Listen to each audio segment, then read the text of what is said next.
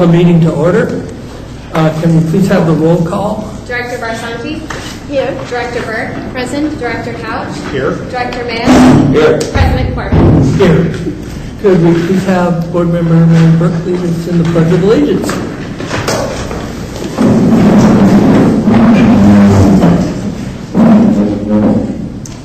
I pledge allegiance to the flag of the United States of America and to the republic for which it stands, one nation, under God, indivisible, with liberty and justice for all.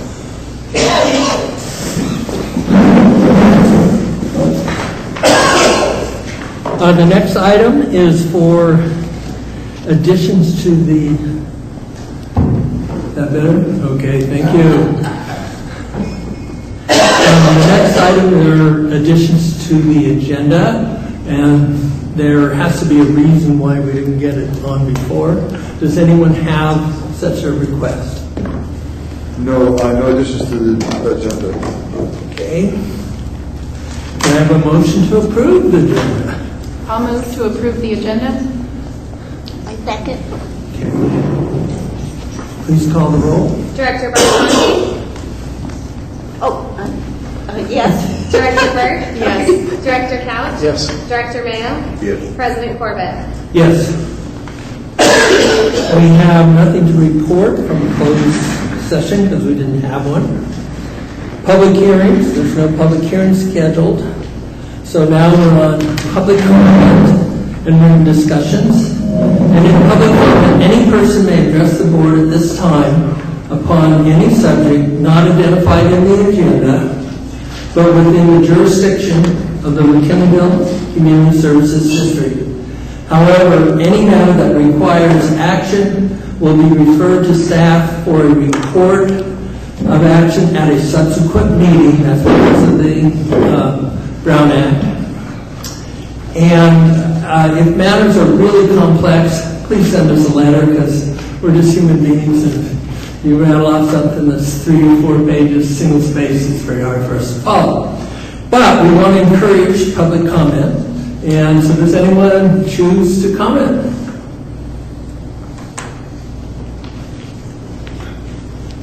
Okay, hearing none.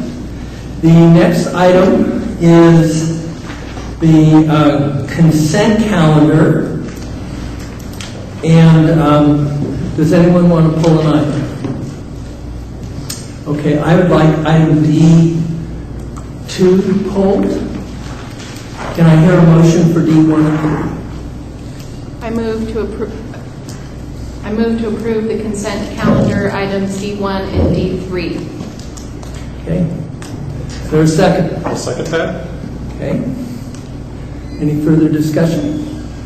Hearing none, please call the roll. Director Barsanti? Yes. Director Burke? Aye. Director Couch? Yes. Director Mayo? Yes. President Corbett? Yes. D2, the treasurer's report, and I just had some questions. So let me go to my notes here so I can get right to them.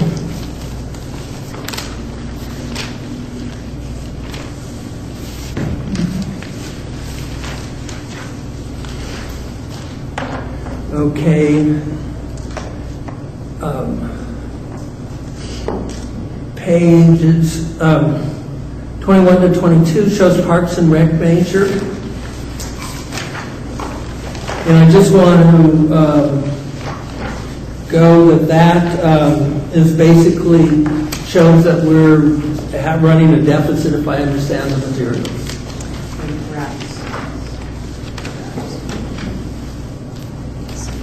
In other words, on Treasurer's Report, page 8, it shows more green, and that's expenditures, than blue Parks revenue. Yes. Do we have that in quantifiable dollars, what the size of that is? The previous page should give you the dollars. Okay. Or previous parks, there we go. So parks, Measure B, and streetlights are on that. Go ahead. Thank to? It's the 129,000 figure. There we go. Okay, so February, total revenues, 44,393, total expenses, 88,641. That is actually normal for February. The months that we get the distribution of property tax from the county are December, April, and June. So the rest of the months I expect to see a deficit in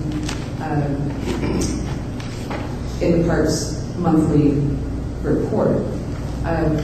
So we have gotten,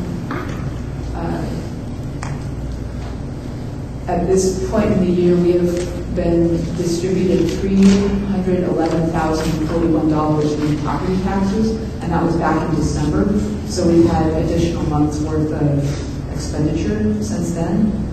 We will not see another distribution on the property tax that will catch those expenditures up until April.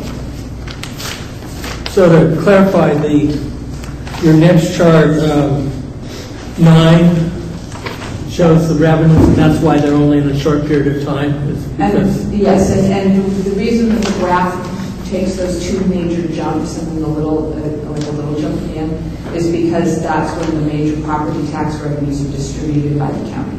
Okay. And then I don't quite understand, November 18th doesn't have a, November 2018? Yeah.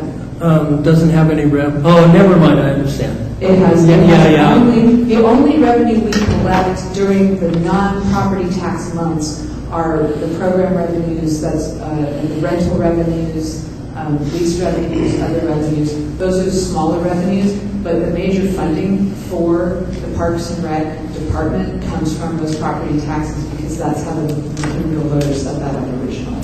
And I had one other question. As I read this chart, Okay. even when we're getting the revenue, we're still running short on expenditures are exceeding revenue, even during these concentrated months. Yes, this time So we that did. And there has been some reconfiguration in the county auditor controller's office. And as far as I am aware, I have been in communication with some of the other small special districts in the county. And there has been some delay in the remittance of the full expected amount of December property taxes.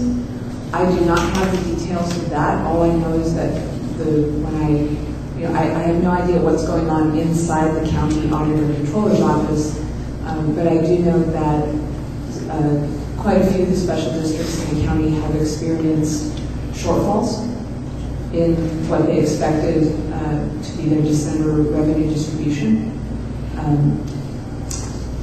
So I'm hoping that will catch up in April. And of course, if it doesn't, that would be an action. That would probably need an action. I mean, I can inquire about things, but I have no leverage. Right, I'm not trying to, I understand the challenges of leveraging a large bureaucracy called the county, Humboldt County. So if I replay this back, it's to be continued and there may be additional revenue coming in. I expect the April revenue to actually be higher than normal. Okay, because that's very reassuring. The normal distribution is, go ahead. So I think that when the revenues were forecasted for this budget, they were basically, we took what historically happened several years before and then bumped it up a percentage to match sort of that change in revenues. What happened this year, which is not typical of years in the past, was that as people pay their property taxes, those funds roll in. They're accounted for and they're deposited in our account at the county. Typically, and Don't forget to speak into the oh, Yeah, since I've been and around, typically, a lot of people that impound their taxes, Yeah. and people that choose to pay their property taxes in the first installment as opposed to 2 installments will pay. And typically that first installment that happens in December is usually greater than 50% of the total revenues that we expect for that year. This year, that number fell short by, don't try to get, but anyway, it was a lot, it was less than what we had expected. So, all things being equal, either the county is having a harder time accounting for that money, putting that money into the account, the trust account, or people have drastically changed their habits on how they pay their property taxes. right. And I suspect that may be related to the tax code change, the maximum put on what you could deduct.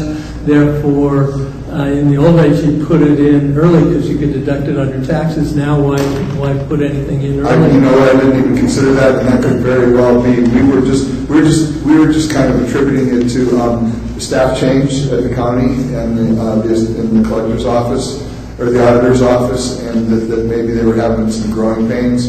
But we'll keep you abreast of that, and we should in April.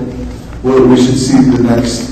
If that is indeed the cause of the shift, then we'll see instead of about 50.5% and then about 48% and then the balance in June, what we'll probably see is closer to 48. So we'll either see 48 and 50 and then the balance in June, or we'll see 48 and then the balance in June. There are other issues with the Parks budget that can be discussed, but those are all actually show up in a later agenda item. So, And one thing that I would like to praise our staff on is yes, the revenues are performing at a little bit lower than what was projected, but we're definitely keeping our expenses well below what was budgeted also. Right. I mean, I don't want people to get defensive over it. I'm just trying to make sure I understand the numbers. I'm doing my job. Yeah, it wasn't about being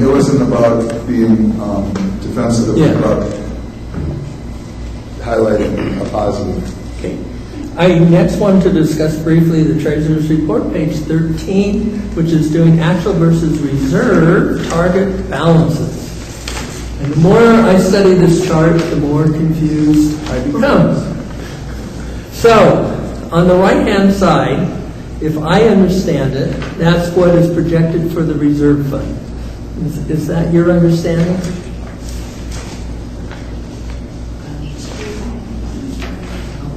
It's 25. It's the bar graph. Yeah, there we go. there you go. So the white bar is the target reserves for the fiscal year ending 6/30/2018 as calculated per the board's designated reserve policy. Okay.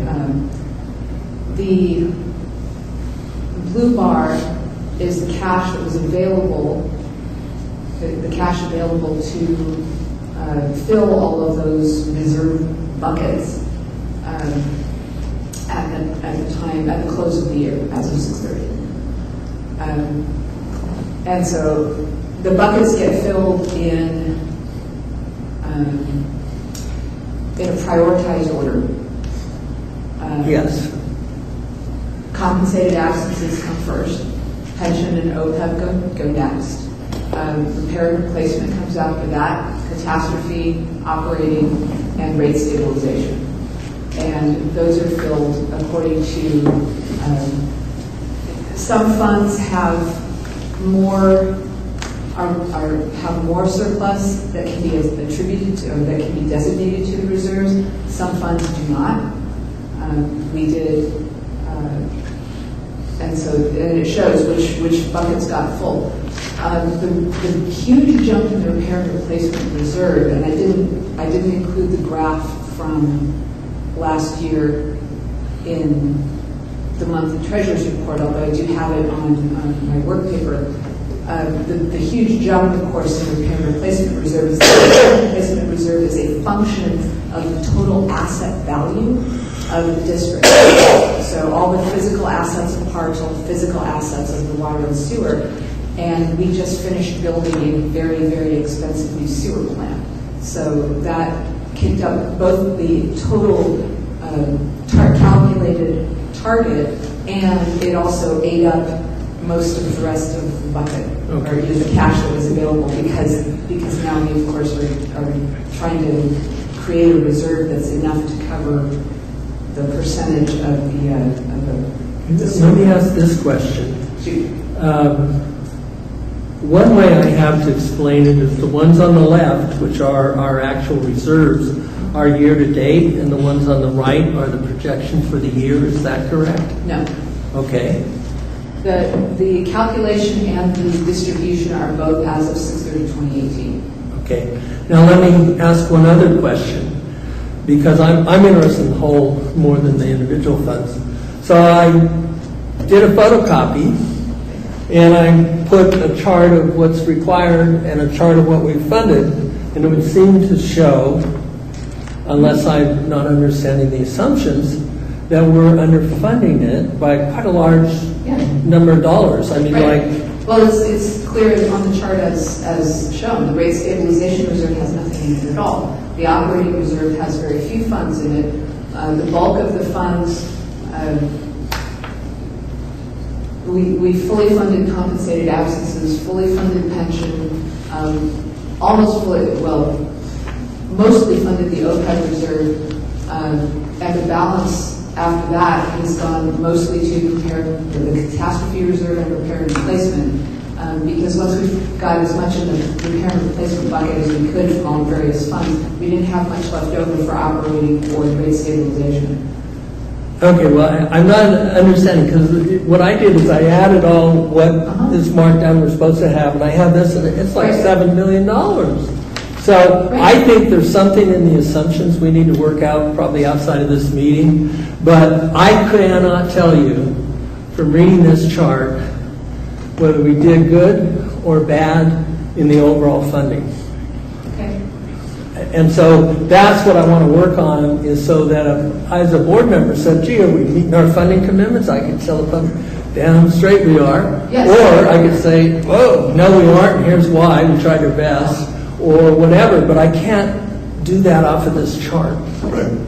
Yeah. So I think that the light gray bars are calculations that they're standardized and the board approved Yes. as part of the as our reserve policy. So it would, and basically when the reserve policy was created, we took some standard industry ratios. Right, yeah. And basically almost everything there either applies to something that's set. It's either our annual revenue or the amount of capital that we have, and so that's basically how all those are. Of course, now the pension reserve, the OPEB reserve, and the compensated absence reserves. Those are numbers that are either actuarials or are hard numbers. Right, I understand those that. the repair and replacement and the rate stabilization are all a function of we take in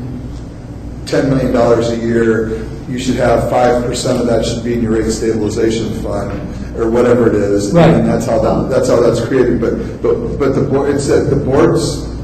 The board can at any point in time review that and redo that. The reason why all those bars, those blue bars, don't meet what the gray bars are, is because the board didn't want to raise rates to the point to be able to fill all those.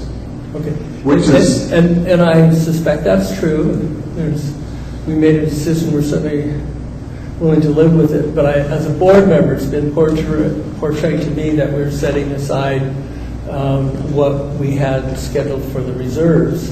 And so at a hidden cost basis, we can say we're not operating balance. I mean, it meets all legal standards, it's legal how government does things, but if we're not meeting what it takes to replace stuff, that's a problem. Okay, but the thing is, the board set a policy.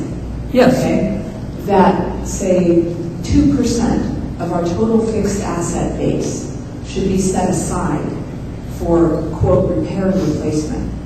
We hold those funds in, I mean, we've sequestered those funds out of working capital. So they are funded, they are sitting in a bucket, if you like. If the board wants to revisit that policy and say, well, it shouldn't be 2%, it should be 1.5%, or it should be 3.5%, then that's something that the board can do at its discretion. But right now, when I get to the end of a given year and I go back to the policy and it says 2%, I calculate 2%. So it's not,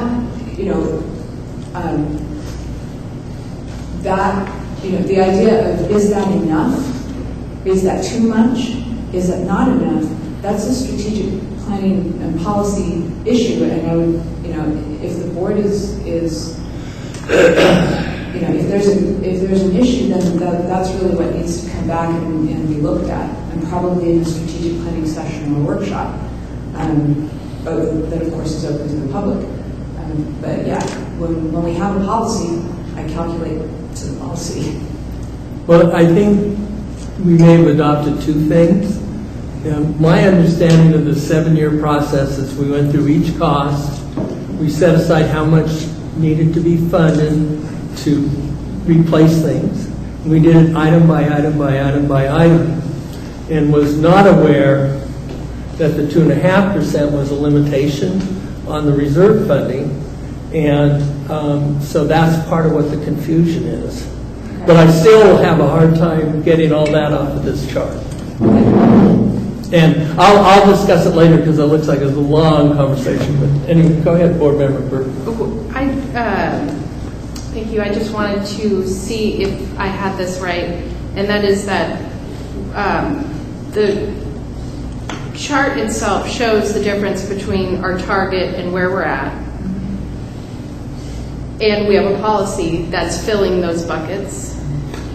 But what we can't tell from this chart is how well we're doing in filling those buckets. So I think you mentioned, Colleen, that we don't have last year's to look at how we're doing, but that sort of comparison would allow us to say we have, we're on track.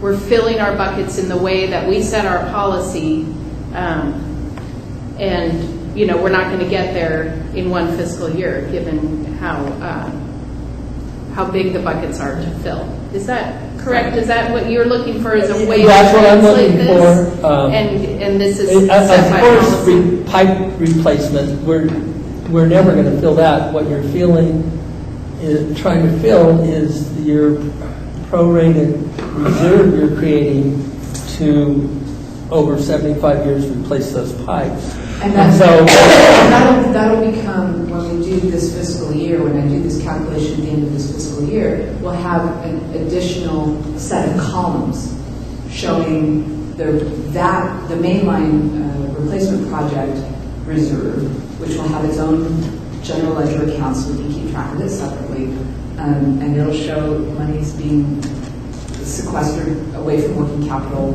But do you see the problem as a board member of deriving the meaning out of this chart? I can see that you don't understand it. I get that. Yeah. And I'm not sure, I'm just not sure at this point what chart I need to make that would be more clear, that would be more helpful. Might I be able to, might I make a suggestion? This seems to be one of those issues that's going to take a lot more delving into. Time and relevancy, I think we're just going down a rabbit hole here that it's not going to be productive. If that's all right with your... Yeah, I think your comments well taken. So, do we have a motion to approve? I move to approve consent item D2. Is there a second? I second it. All right. Can you call the roll? Director Barsanti? Yes. Director Burke? Yes. Director Couch? Yes. Director Mayo? Yes. President Corbett? Yes.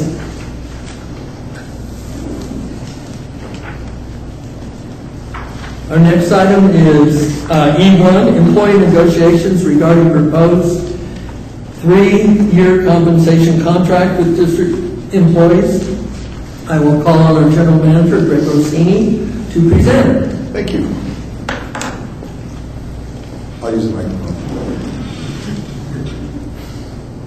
So every year, it's been the board's policy in the history of the McKinneyville Community Services District to analyze and try to help maintain staff's purchasing power by a cost of living increase. Many years ago, we decided to, the board opted for with support from the general manager to use the San Francisco, San Jose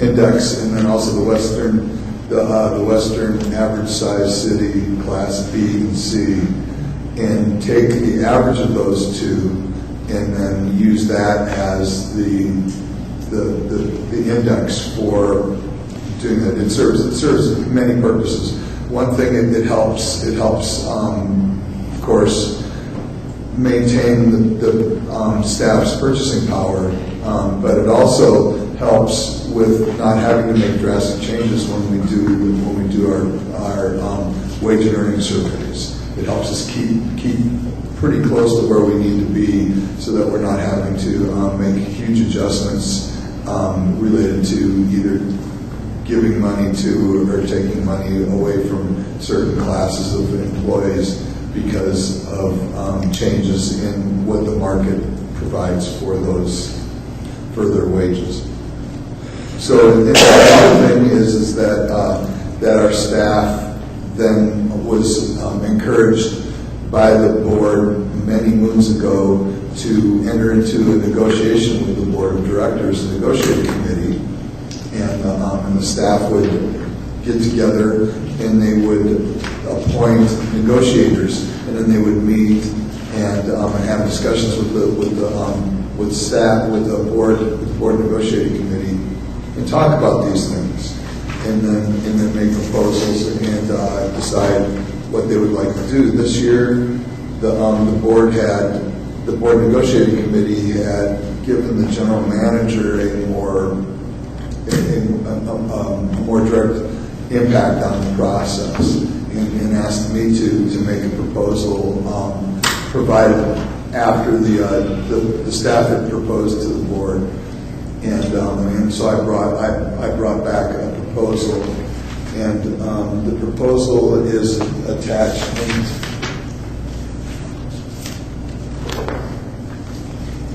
Is attachment 2 in your board packet.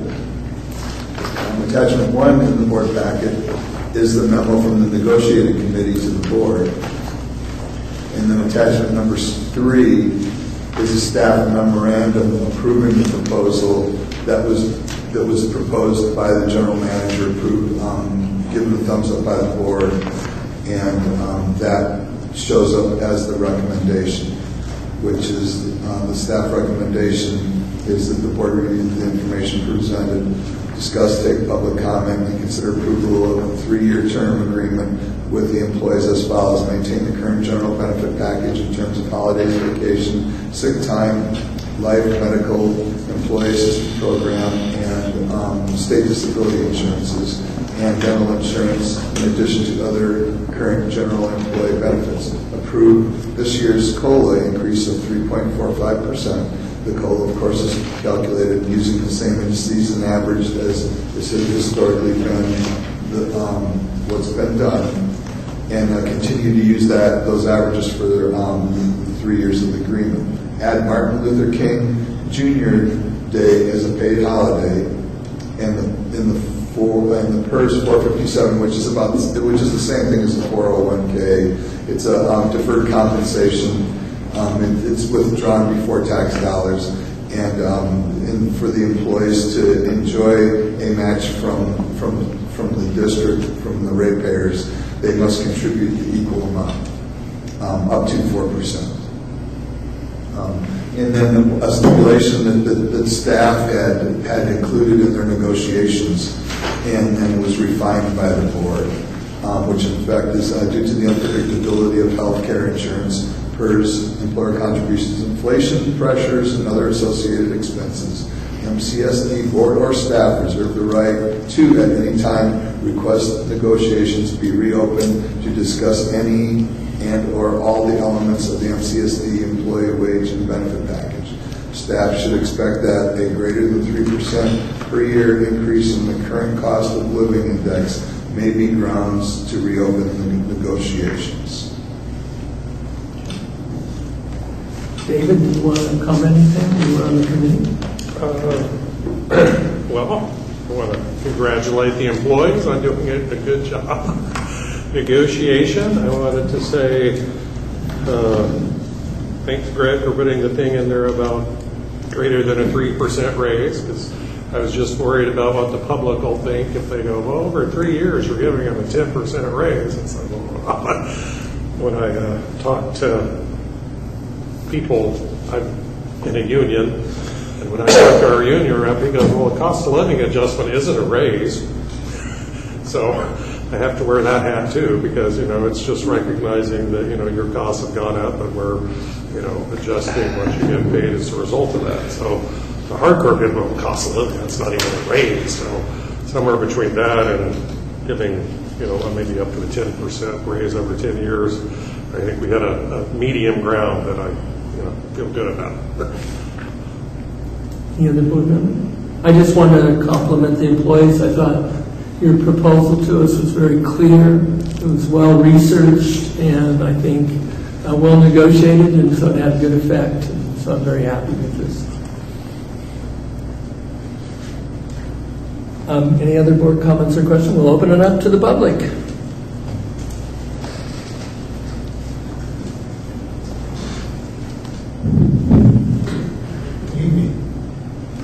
Thank you, Board.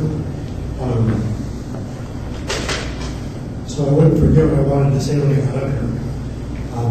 It's not long, but I would like to thank the Board on behalf of Bulldozer who like to work in the community.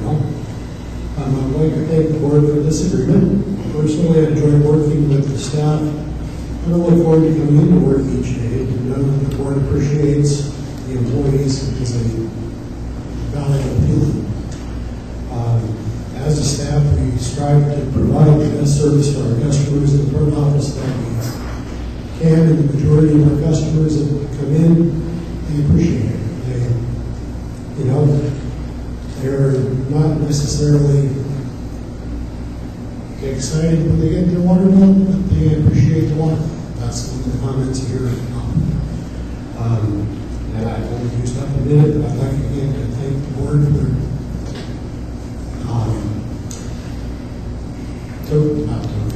this appreciation you show us when we do.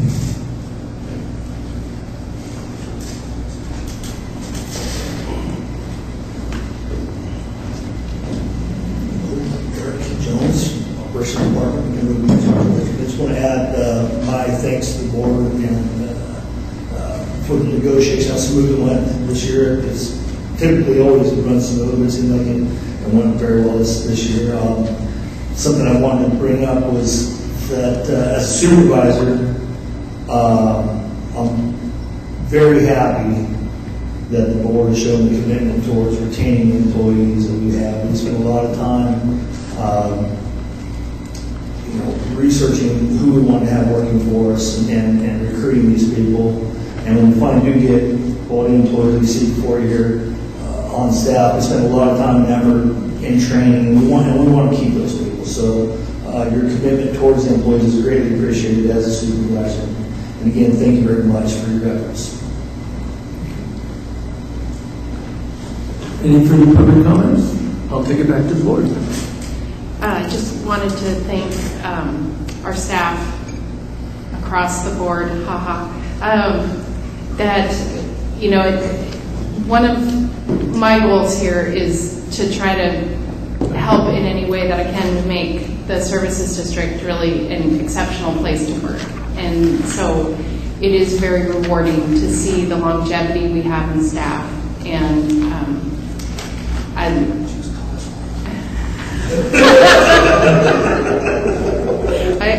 not calling, not looking at anybody's age, just that we've retained employees. And I just want to take a moment to express my thanks to you for being here and doing the great job that you do, to all of you. Thank you. I would just like to say that just being here a couple months, I look in the back of this book, and the staff is actually saving money. There's a report that it saved $126,000 plus this year. So we appreciate that. That makes it easier for us to say yes. You know, thank you so much. That's amazing. I haven't seen that before. So kudos to all of you. Can I get a motion? I had one more thing, too. I wanted to mention that we added Martin Luther King Day as a paid holiday, and I think that's a really good thing. And I want you to know that a board member wanted to do that, and then the employees wanted that. So we had actual consensus between the board and what you wanted that was kind of behind the scenes. So that's a good thing. I move to approve item E1. Sorry, I move to approve item E1. I'll second it. Okay, can you please call the roll? Director Barsanti? Aye. Director Burke? Aye. Director Couch? Aye. Director Mayo? Yes. President Corbett? Yes. Congratulations. Thank you.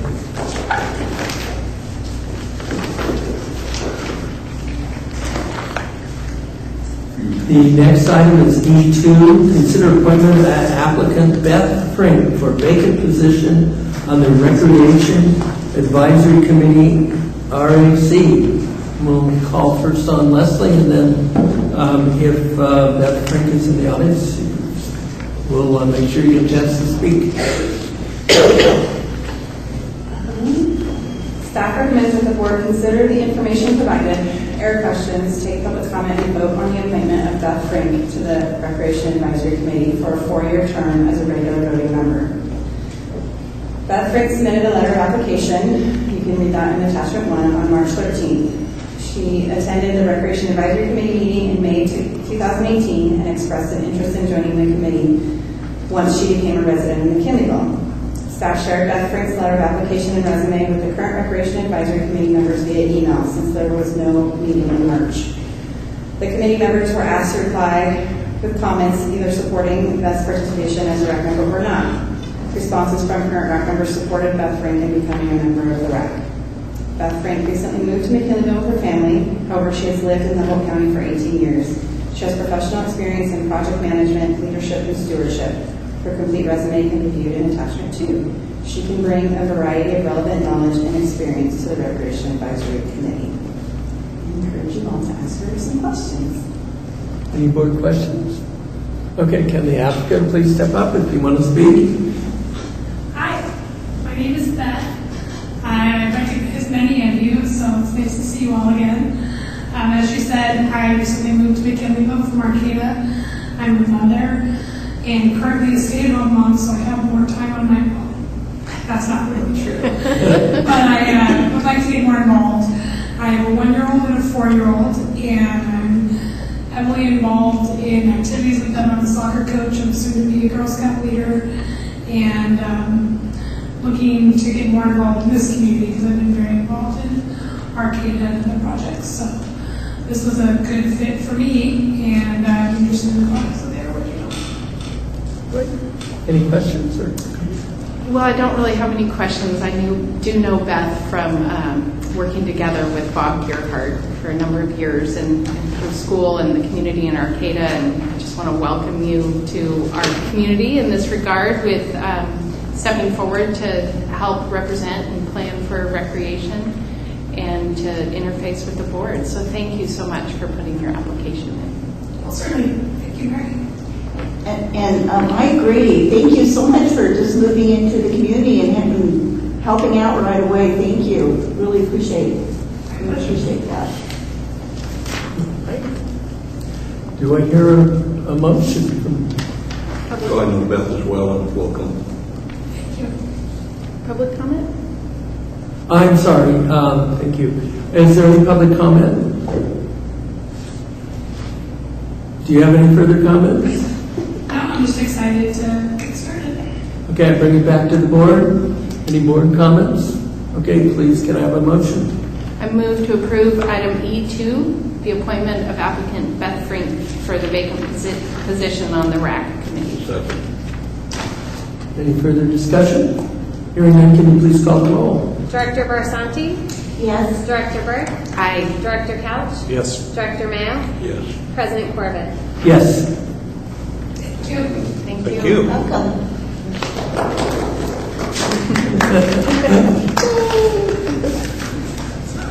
Okay, item E3, prioritize and select strategic visionary goals for the 5-year update of the MCSD strategic plan.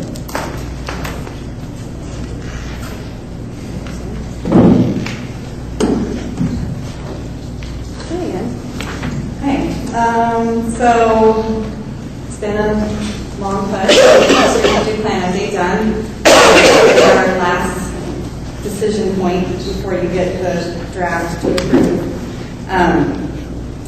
We've done a series of input processes to get strategic goals outlined.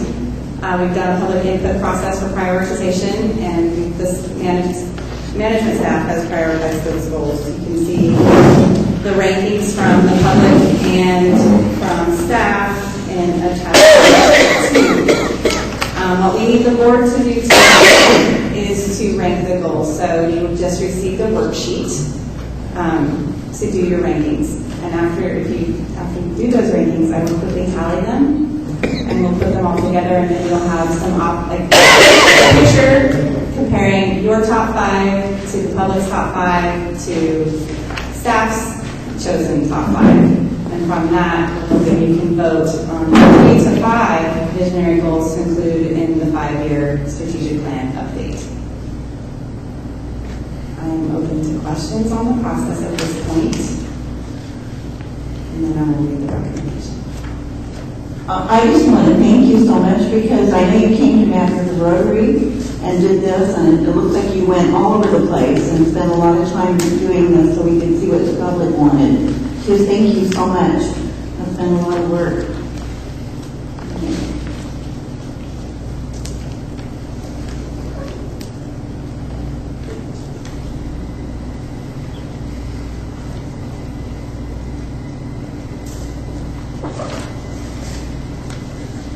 So would you review the process for us? Are we to So the worksheet, fill out the worksheet? yes, please fill out the worksheet. So the idea is you're going to select your, yes, please. You'll pick the 5 most important goals for you. And then from those 5, you'll narrow that down to 3. And then from those 3, you'll pick the one thing that if the district accomplishes nothing else in the next 5 years, that would be the most important thing for us to accomplish.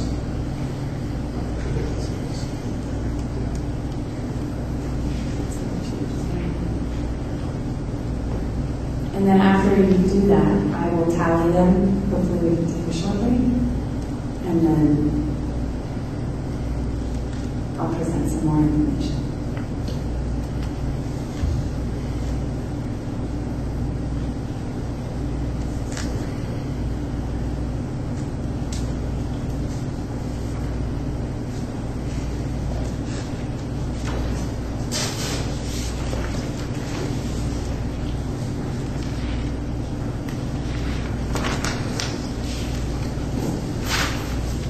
Then we just pass these to the left?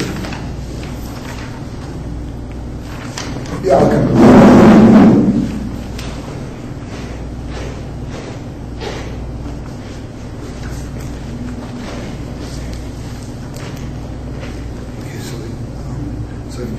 After you go there, then you have to take your 3 highest. Oh, I got it, thank you. Then you're number 1 priority.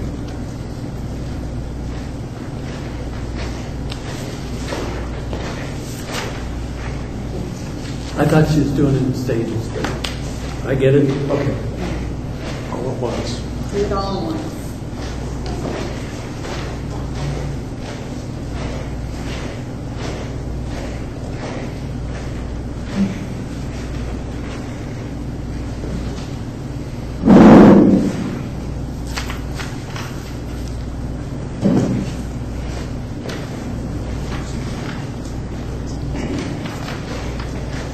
Not that it matters, but I don't like this.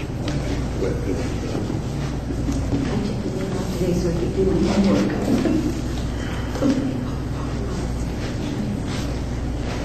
It's a way to do stuff, and I get it, you know. There's and no it's, good way you to know, do it. I don't know. I know. I have the same kind of aversion to Delphi groups. You know, when you go to do something and they break you up into 45 little groups and say you'll get more information, and it never happens. We're going to get somewhere, Dennis. I promise. No, it's ridiculous. Delphi is a communist plot.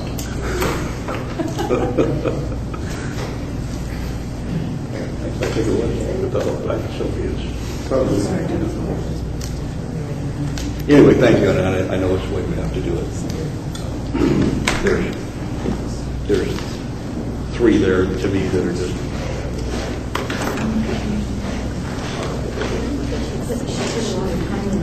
Oh, well, no, it's different. And I'm not complaining to Leslie. We did it.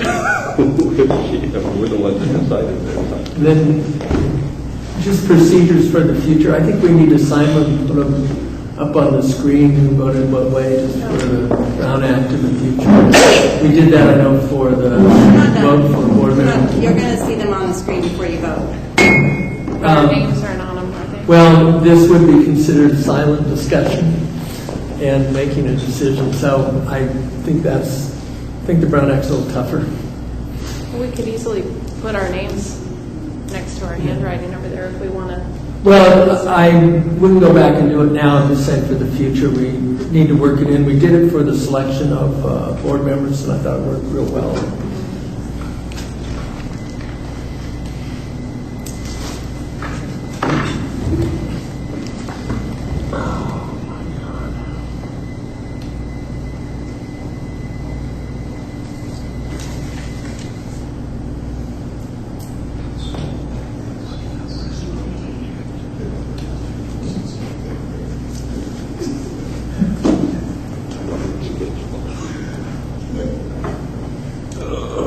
So how long, Leslie, do you need about 5 minutes? Yeah. Give me 5 So if the minutes. board would like, they could take a 5-minute break. Sure. Like double hand blackjack? Public might want to avoid being tortured as well.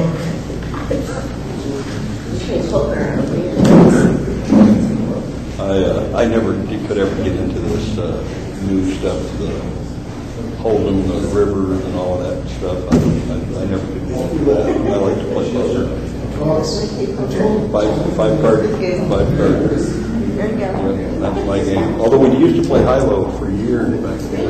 Oh, yeah. Did you ever play upstairs or before? Say again, play where? Did you ever play upstairs in Newmark? Oh, yes. Oh, absolutely. Did you? Oh, yes. Years and years and years, my dear. Yeah. Boy Lazio and Bob Imperial and Danny Olivier and oh God, a whole bunch of players.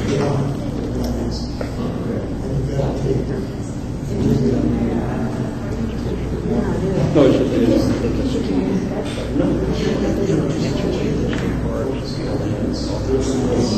and they just cram the thing right down. Oh, and then they have screws right down into the grooves. No, it's all conniving bullshit. I hate it. When I go somewhere and say they're going to do that, I go crazy.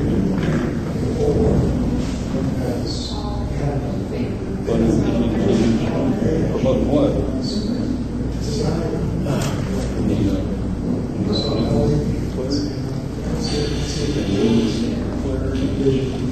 Stuff in the works.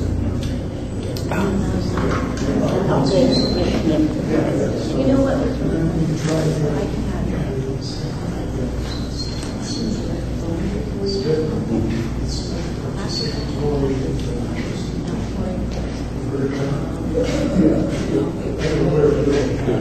Well, I think that you noticed that these people are very quick. So I think he had a shooter on there. And I got to send you some stuff back later because that group, I sent him all the stuff where I had tried to contact them, put information in, put other information. How are you? Good. Hi, Dennis. Hi, Michelle. Sorry to interrupt. I want to congratulate you. Thank you. Thank you very much. Yeah. It's wonderful for you, for the district to have that financial solid. Thank you. Yeah, I'm just trying to get experience. my feet on, Yeah. Been and talked to Colleen a little bit, and that's been really It's a nice. big district. They handle a lot of Yeah, stuff. she's Big so good budgets. at explaining stuff to me too. Yeah. I can get my feet wet and see what's going on. Right. Okay. Congratulations. Thank you very much. Thanks for your Appreciate it. service. Yeah, well, thank you. Which I know you've given a lot. Thank you. I think I'll be at lunch too. I'll be at lunch. You'll be at lunch? Oh, Rotary? Good. Yeah, I've been wanting to join for a while. I applied a while back. I think my application got lost, but Kevin's We have always a sponsored. we have a wacky time. Yeah, well, it's good to be part of the team. I know you guys do incredible projects like the library and We do a lot of good and the stuff. substation and everything. So thank you. Thank you. Well, we'll see you tomorrow. Yeah.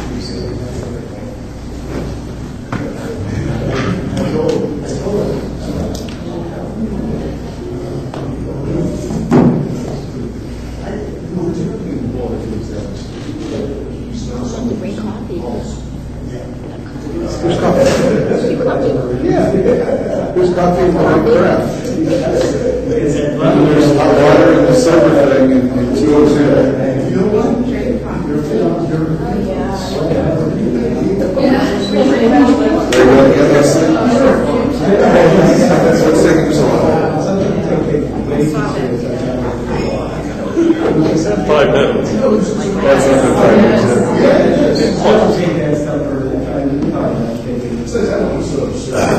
That's interesting you put that taxing together for it.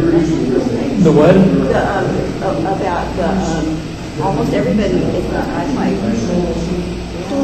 that's interesting you put that Oh. together. Yeah. Well, we'll see. Again, makes sense. you'd have to have the tables of the income levels in Humboldt County because it's going to affect. Everybody is not this year, just average to see where they stay. I went last year. It's double, it used to be like 12 and now 24. So usually we have like, just a regular folks of 13, 14. So it'd be a little bit over, so we can use it. Oh, it's a big world out there. That's what I found. Well, things change so much this year. It takes quite a while to get rid of that seat, it's Well, I hope I got my last submittal. I had stock in a family-owned business, and I had it privately. And the computer would keep spitting out one of them and not the other one for the taxes. And so the accountant would discuss this, where you keep doing this. So finally, I had to call them up, and then they put me in there. there's been all kinds of different stuff this year. Right. But, it happens. No, there's been different stuff.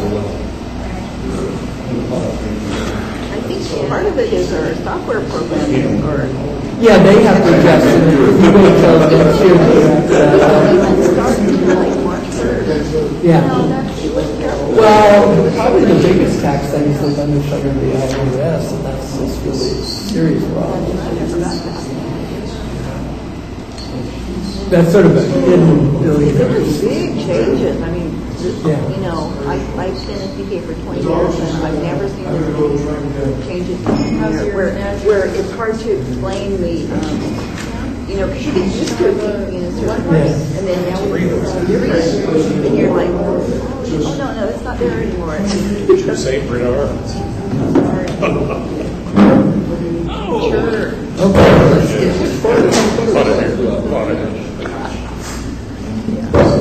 Are we ready to begin?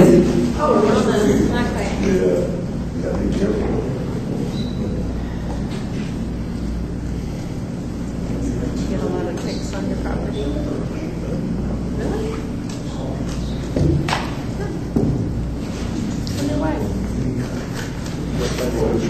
You get them at your place? Once in a while. All the time. Historic restoration. So much humidity that they get a fungus or a lot of ticks right next to it. As you go where it gets drier, more ticks. Well, because the marsh is like, When I started down there, we never. So you know all the places I've been, stuff I have never been to. I guess so.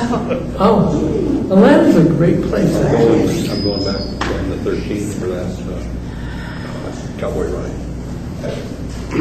It's got a lot of diversity, fun place that's used to tourists, and highly recommend it. I'm looking forward to it. yeah, it's a fun place. It's a dangerous place for a woman by herself because it's got pockets of safe places and then... Right. Well, Chicago's that way. You don't dare, well, that's for either section of Chicago, but you got to have a taxi. We went by one time, these people were beating each other up, and we told the driver to call. He says, it's not in this section. He says, in the next block we are. Then he called the police. I was like, okay. Just like it's out in the right section. Oh, it's true. Okay, are we set to go? Almost, I'm sorry. Okay. That's hard to do. Well, I'm not trying to rush you. Why don't you take your time, and I will wait till I get your cue. Figure out relay the guy that's got the horses that we're going to use is about 45 minutes out of town. I'm going to get there a day early so that I can get the right one. I want Grandma Moses, or Grandpa Moses, whatever. I want a horse that just crawls. How do you get a horse at Washington, D.C.? Do you have it all arranged, or? Heck is staying in the stalls. It's too expensive. You're not that far in Virginia. There's lots of horses in Virginia. Yeah, because of a lot of race horses. My Uncle Herb, who passed on, when he was 12, 13, and 14, he rode the great horse Tumbleweed, and he won the All-American Fraternity Cross at Ruidoso. And they slept in the stall with the horse, him and another guy, always, because in those days, people would come in and do nefarious things to the horses pretty regularly. Yeah. Okay, are you ready? All right. So what came out of your rankings, the top 5 that the board came up with are E is number 1, D is number 2. Would you read those, please? E is the Parks and Recreation Department has developed and implemented an effective strategy that will close the gap between revenues and expenses and allow for long-term sustainability of the department. Second priority is the district is prepared for a major natural disaster and the public is educated and aware of MCSD's role in response to a major natural disaster. Third priority, district will know the number of building permits allocated by the county within the district and will know the impact accommodating allocated permits will have on district capacity. The fourth is to have an effective strategic partnership plan in place and in action. And the fifth, the district will have acquired the property for a community forest and will have a plan for sustainable management of said property. So that's what the board, those are the board's top 5 rankings. Staff's top 5 rankings match the board's first 3. E, D, and G were exactly the same. 4 and 5, staff put number I, or letter I, the district will provide water services to outlying communities, regions upon request of those communities as the 4th priority, and The fifth priority for the staff was a tie for the district will be an active participant in the development of a community plan to connect parks, open spaces, and trails by pedestrian and bicycle pathways, and to also have an effective stewardship policy and management plan in place and in action. Leslie, and I know this is not exactly where we're at here, but I have always seen both our park, basically the park master plan concept of this, and the coordination of the trails as being the same, or excuse me, the community forest and the coordinating of the trails that as being the same. I wondered if there, as you look at this later, you might find a way to merge those, because I think they're just so much close to the same thing. Just my thought. Yeah, so trails and the forest are part of the Parks and Rec Master Plan. And that is a separate thing from the district strategic plan. Yeah, but, well, wait a minute. Maybe And there's so much, and there's just as much related to transportation with the trails as there is recreation, so. I don't have to think here, sorry. I'll give those thoughts to you at a later date. Okay. Yeah, because I'm not. Okay. Actually, if you scroll back down or back up where that stuff's at, where the staff. So you want to see the staff's priorities? Yeah. There they are. And then,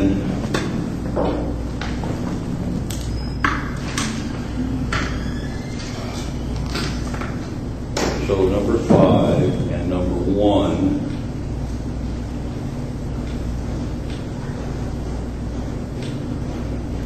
So, anyway, I thought 5 and 1 would be more connected than they are. So just whatever. But I think they're interrelated, but they are kind of separate too, because stewardship applies to the district as a whole, not just the Parks and Rec Department.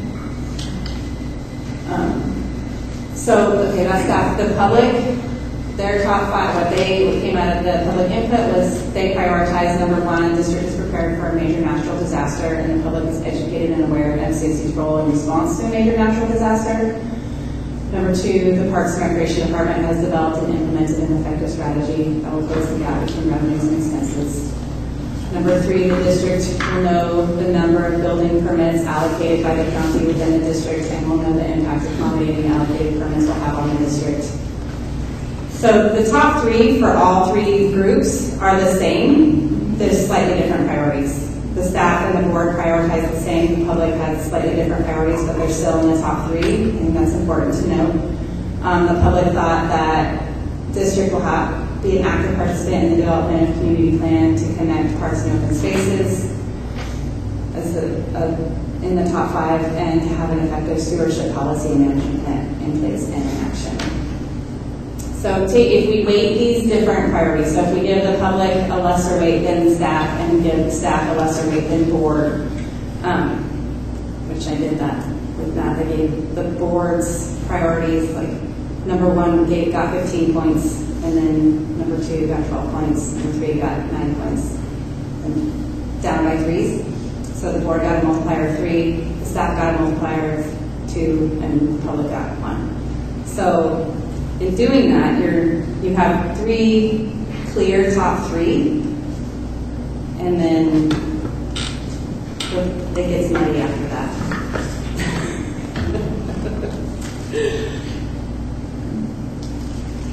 And you wanted 3 to 5, right? 3 to 5. Yeah, and everybody agrees on 3. Yes, Yeah. that's what has come out of this process. So I leave it up to the board to take comments, air questions, discuss, take public comment, and then vote on your 3 to 5. If you want to select 5, you can name your 5. If you want to change them, it's up to you, but this is what has come out of our input process, and I think it's important information. So is that the list with the rating you just assigned No, to the list with the ratings you just did are For the combined? Yeah, they're different. combined. So the differences are,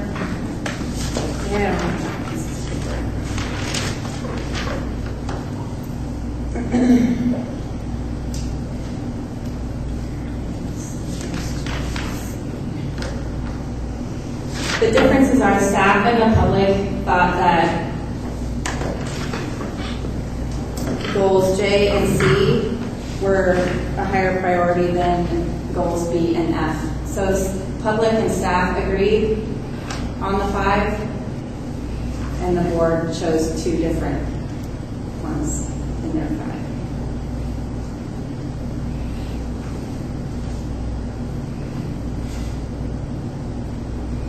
And given the scoring, the board's ranked higher, so B and F would be a higher point value.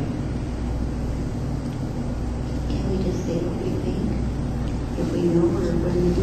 Well, you can vote the board, you can vote to sub in either the staff or the public, or you can vote the public, or you can vote staff. I mean, that's our choices. I myself actually like the board's priorities, but Yeah, I'm fine with the boards myself. And I'm also fine with staff. They're not much different, just one. they're very tiny differences. I'd be inclined just to have 3, because everybody agrees on 3. And then we're looking at a 5-year period of time, and it's not to say that the other goals would just disappear. We'll keep them in the record, and as we accomplish things can get. I don't know why we don't vote for 5. I mean, Yeah, that's fine. Well, and to kind of move ahead a step, whether the board chooses 3 or 5, there'll have to be some prioritization related to existing planned and existing projects that are already in the. oh yeah, I mean, there's always a transition period during the time, and we recognize staff is working pretty darn hard, and maybe this comes out wrong, we view you more as an aircraft carrier than a speed bump as far as turning it around. You got to finish up the projects you got on. We have to keep it rational. It has to fit into the finances. But if you look at it over 5 years, I think then we are setting a direction and a vision. Yeah, well, and so to kind of to come back on that and coalesce with what you had said, I think that having 5 is not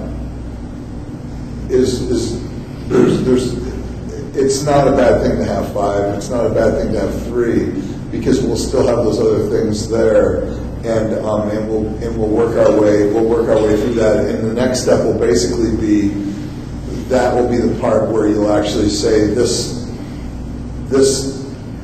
strategic goal or visionary goal is much more important than this, and so then that's when we'll get prioritized in those things that might be 4 and 5 might fit in there somewhere, or they might become part of those things that if you have the capacity to be able to continue within the next 5 years, those things they're still there. It's not And the one on getting strategic partnership, the board actually plays a pretty active role in implementing that. And from my perspective, we set that up. We implemented really well beyond my wildest dreams. But what I see right now is we have a changed situation, and we need either more or different partnerships. And it's going to take a little while to sort out. I don't think anyone has a magic answer, but I do think McKinleyville this year is different than it was 5 years ago. Absolutely. And I think one of the things, too, that you bring up a good point is the more things that the board volunteers to do is more capacity the staff has to do. Right. And I do want to say that, and don't take this wrong, because you're an A-plus manager, and A-plus manager always fixes everything for the board. But some of these things, I'd let the board suffer a little bit and get together on volunteering on stuff. You're very charitable to us. Maybe you're spoiling us a little bit, and so I think we can get more board participation in certain circumstances. Boy, I can't interpret board member mails. They're complex, and I'm sure, pretty sophisticated. I don't know how many hours they're in a day, but. So are we going to turn it over to public? Well, I want to make sure we're done at the board. Okay. Anyone else at the board? We'll turn it over to the public for comments. Can I, we want to be a welcoming guest, but actually could I call the supervisor to the podium here on one of the items just so I can discuss it? And I want to make clear you're walking into history, not your own making. The building department's been very heavily impacted by the general plan and then by marijuana. And we have been for 3 years unable to get building permit information. And I have a lot of sympathy with them because they are overworked. At the same time, it's a pretty vital statistic because one, it measures are some of the principles of the general plan happening or not happening. It also affects sewer capacity. So it's just a vital statistic, and anything you could do to flesh that out from the county in the next 6 months, you'd have my heartfelt thanks. So we're tracking on existing constructed or permits in the process. Right, and basically we want to know low and moderate income housing, and there's a very tiny sheet, Paula Mushrush will take it off to you, but more multifamily as well as single family. And we're trying to see the effects of the county planning, whether it's working or not working, and it has quite an effect on us on our sewer. And so it seems like no big deal, but it's pretty, the lack of that has been challenging. And I'm not blaming you because, like I said, you're here in 3 years, so it's not happening. But and Michelle Nielsen provided a pretty good summary of that during the reason housing element. But we sort of need that geolocated so that we can apply that to our capacity, to be able to apply that for capacity. As the board understands, depending on where you're at in McKinleyville, that development has a different impact. But if the county produces it, thank you, county, and then I'll try and track that down, or if you have it, please. No, I don't think it gave the detail you're looking for. It was a starting place. It was a very good starting point, we can discuss the format with the county. But I think they're well on their way to getting. Okay, well that's great news. So if I hear you correctly, you're asking for an estimate of numbers of what the build-out would be in McKinneyville given the current zoning. Is that correct? The rate of permits. Yeah, no, we want actual permits. Okay, that are in the hopper right now.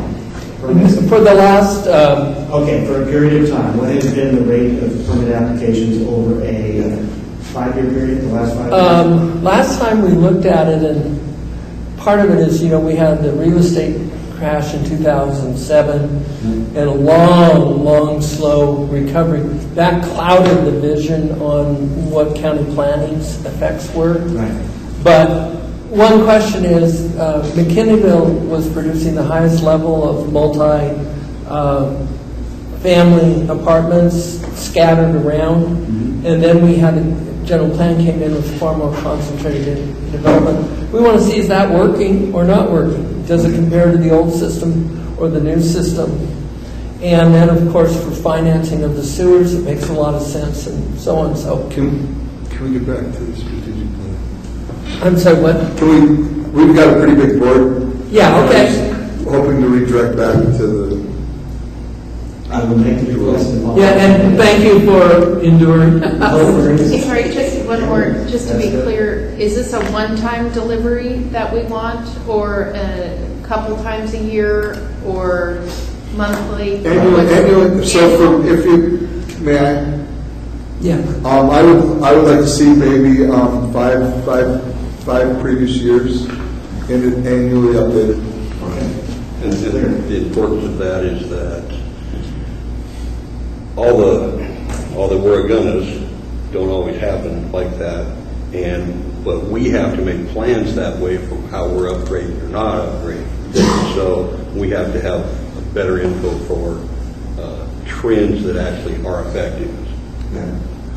Yeah, because we have a finite pot of money to work with, and if we start seeing a trend of development in a section of town, which which is highly impacts our sewer collection system, our water system, we can focus more on that area, or say Yale County, maybe we should really start. And if we don't know that, and we've guessed and done it the wrong place, then we're screwed. Okay, last 5 years and 5-year update, last 5 years is yearly a trend, updates. and an annual update. And I will say that you're aware of the state law last year passed that says that every parcel can have an accessory dwelling unit now. So you just double your capacity overnight with that law, potentially. And cannot levy capacity fees if they're It's expressly permitted on every parcel a second unit. Great. That's great. Thank you. Okay, let's bring it back. Do we have a motion for? I move to approve the, given that there is agreement across all public management and board for the top 3, and then I move to approve the top 5, the boards as outlined by the board's voting.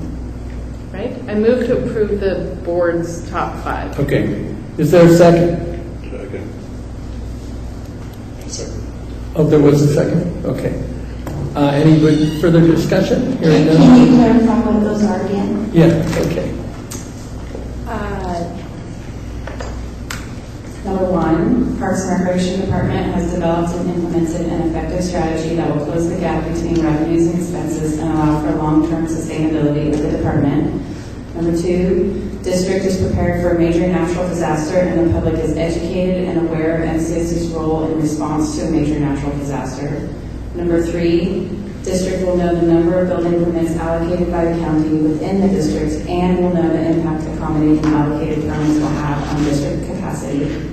Number 4, have an effective strategic partnership plan in place and in action. Number 5, the district will have acquired the property for a community forest and will have a plan for sustainable management of said property. Can you explain number 4? I'm sorry, because I know you probably know what it is, but because I'm new, I don't understand what number 4 is. My understanding of the strategic partnership plan in place is clearly outlining strategic partners for specific projects, community partners, organizations, groups that would be make projects and accommodating or doing our work most effective and efficient for the community. So having a plan for each project and the work we want to do, and then having it in place and work and actually doing the work in partnership. In my experience, or my belief in what it was, or understanding of what it was, would be a template that basically we would use to apply to every project, where we would have a matrix that we would use at the point in time, regardless of the project, is where are the possibilities and where what are the partnership possibilities for that? Where can we get the most bang for our buck related to including partners in this process? And that would basically be then applied as we went along with all the projects that we did. And all there could be a lot of different partners. You could be Rotary, Kiwanis, McKinleyville Watch, the Boy Scouts. I mean, it's just going to be a whole plethora more formal kind of different groups. Right, it would just be being the focus of making sure that when we do something, regardless of what it is, that there's a consideration related to have we done our due diligence in having partners, choosing partners for that. Proactive outreach to the community. Okay. I would just And like that was pretty, because that was one of yours, wasn't it? Was that kind of close? I think that's great, and I love personally sort of co-developing. I mean, I think the board may plant a seed, but what does it end up meaning to staff might end up looking different than it's in, for example, my head. But I really like what I heard, and that I just want to emphasize that it's related to the board work as well. I wouldn't see it strictly as project specific, but an effective strategic partnership could be what I've heard this board used to do was go have one-on-ones or two ones, develop. By twos with the county and different agencies. Yeah, so make sure that we're doing the most we can to be strategic with our fellow agencies as well. Yeah, when I said project, I meant more than just projects. I actually share Mary's views on the breadth of it. Who do we need to be in partnership with in the next 5 years? Okay. Thank you. Are we ready for? Director Barsanti? Aye. Director Burke? Aye. Director Couch? Aye. Director Mayo? Yes. President Corbett? Yes.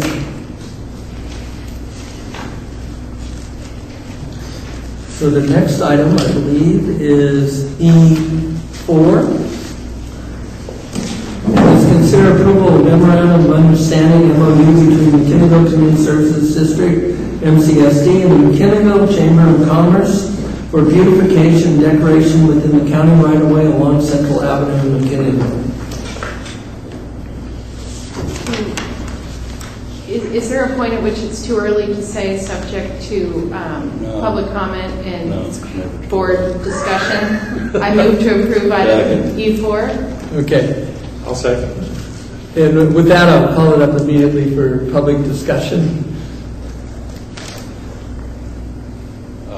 Anyone from the public want to speak on this? Okay, I'm going to bring it back to the board. Can I just make a real quick statement on this? So the only real change on the MOU was that in the beginning, board staff management had expressed a concern to the board that whether or not this was going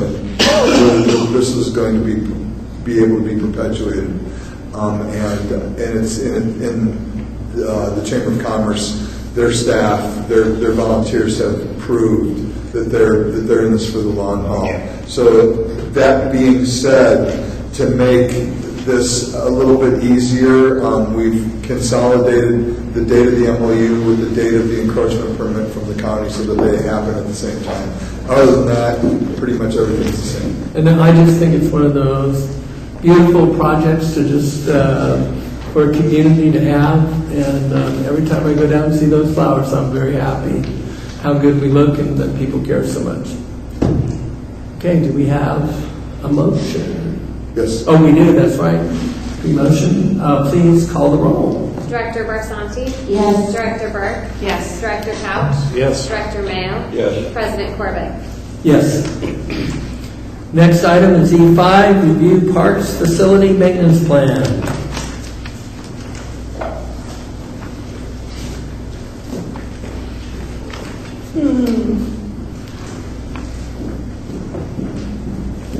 Yeah, that park report wasn't very good.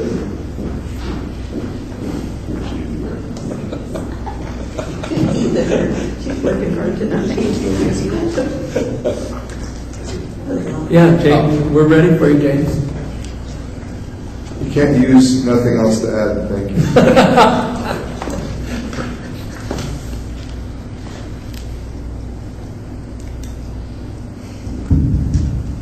Leslie and I argued on who was going to read this, and I lost it. The facility maintenance plan was developed to get a snapshot of where the park's facilities and assets currently stand, and the plan for repairs and replacements. Will be implemented as part of all new construction of park assets to determine life cycle costs. The information from the plan will be carried forward to the operating budget and capital improvement budget. The plan, attachment 1, covers all the key factors in maintaining each district-owned facility. The installation date, this is the plan. The installation date and estimate life cycle expectancy was researched and entered for each asset. From there, staff assessed the condition of each asset. With that information, was able to subtract the installation date from the current year to determine the estimated years of service remaining.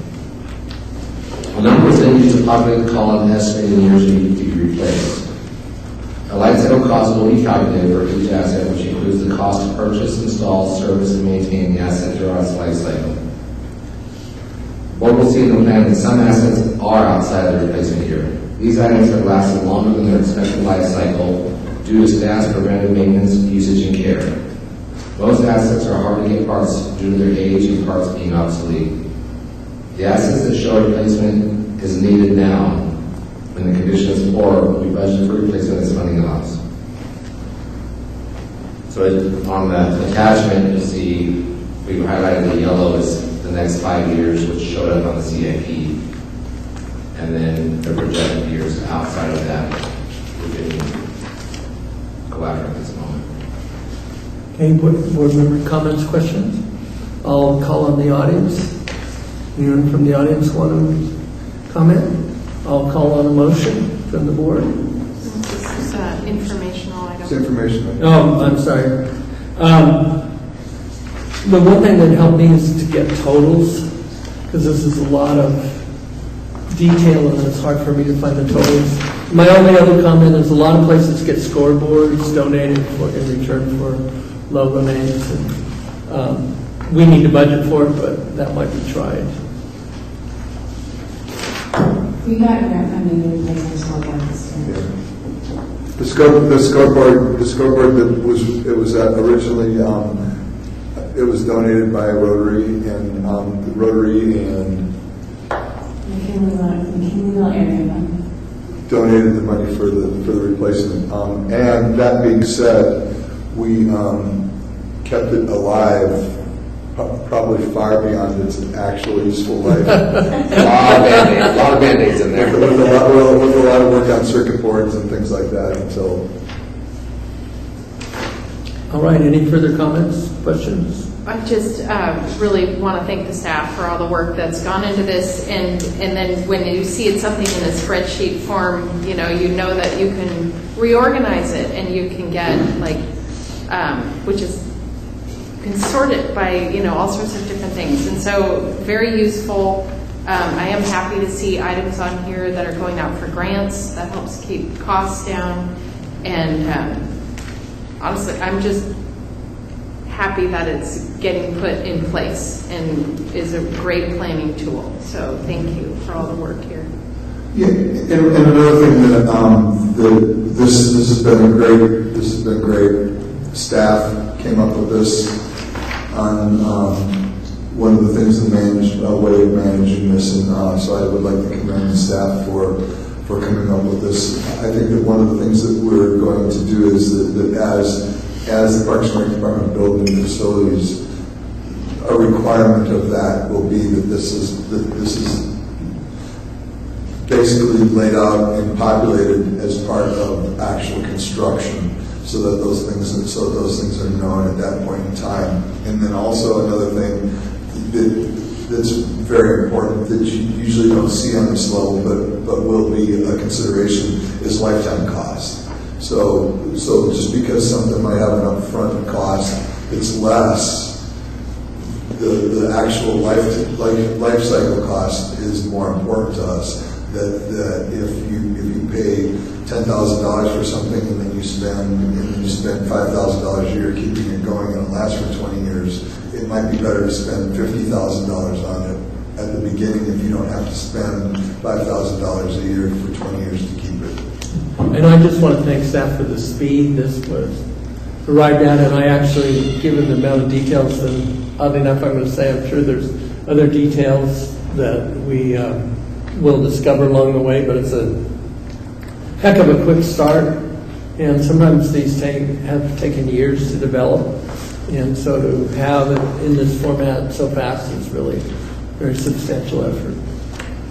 Could I ask if there's a specific example you could give us that you're talking about with the life cycle cost, just out of curiosity? It doesn't have to be a long example, but... Oh, yeah, so a good example of a life cycle cost.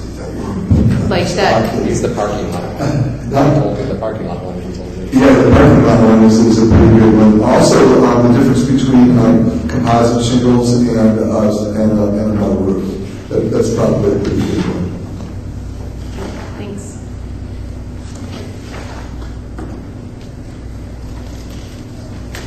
Okay, we move to the next item of business.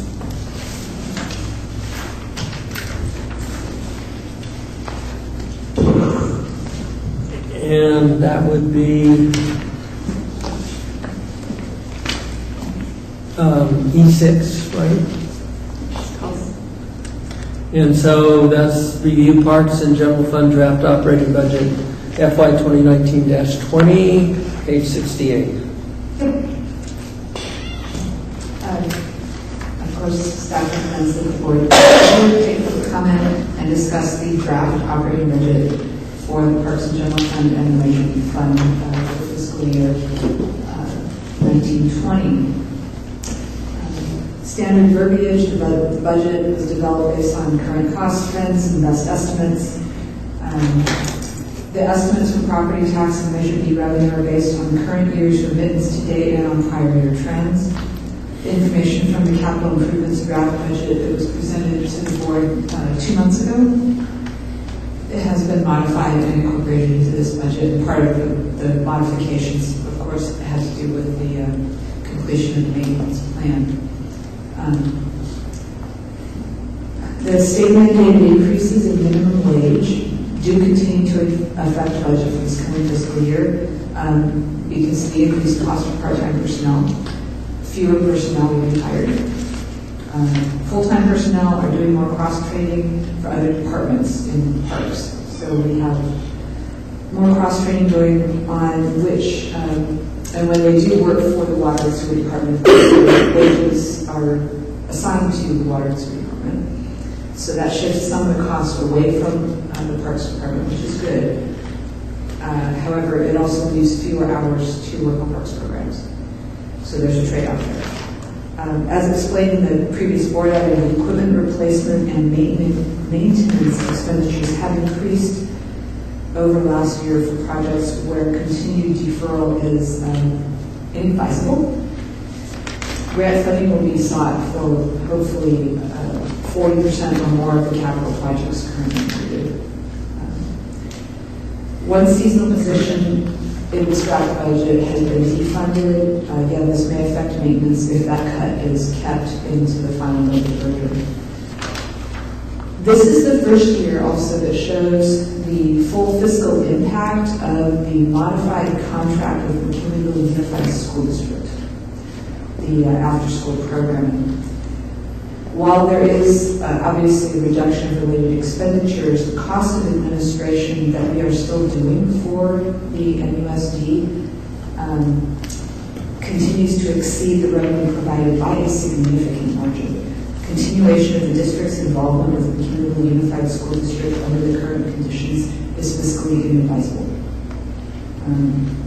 And I'll show, there's a graph, attachment 3 is graph with that particular, and we'll look at, actually it shows up on 1 as well.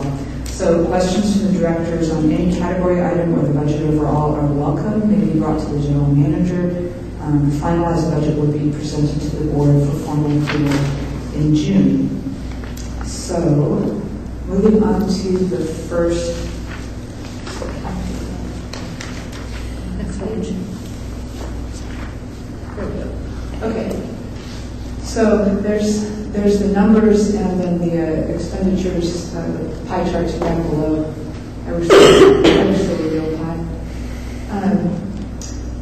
But the significant change year over year is highlighted up at the top.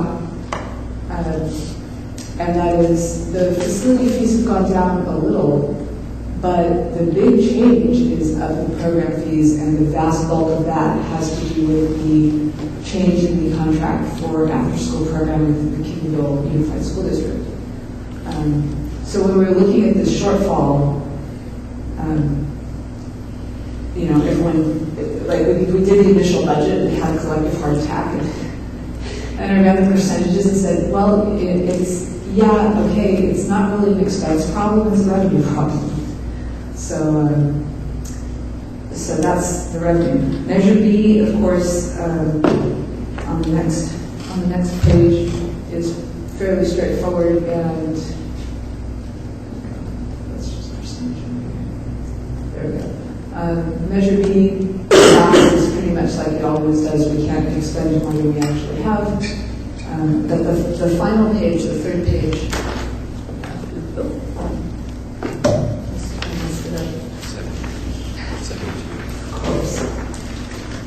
There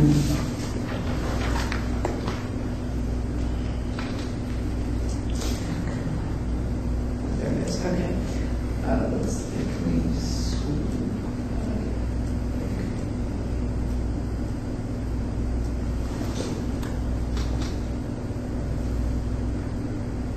here we go, okay. So what we have here is 3 years and then the current year to date.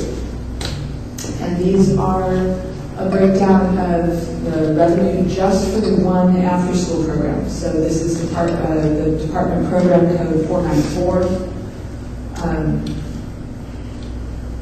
So in the prior 3 years, 15, 16, 16, 17, 17, 18, each year, that program, the Kids Club program, has thrown enough revenue to not only cover its own costs, but to also support some of the other programs like Breakout or Kids Camp.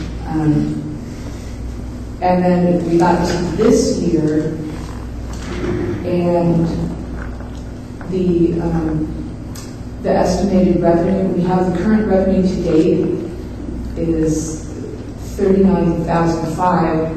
My estimate for the full year, assuming that we are collecting at the same rate, is going to be slightly less than $60,000 grand total. And this is for a program that had brought us close to 200. How come we're losing that money? What's the reason? That's the reason. The school district got a grant to take over after-school programming. So we have been providing them certain administrative services that we are able to provide more cheaply than they are and more efficiently, because we don't have the complexity of hiring that they have to go through even for the most basic part-time personnel. But providing even that level of administrative service is not fiscally sound. For who?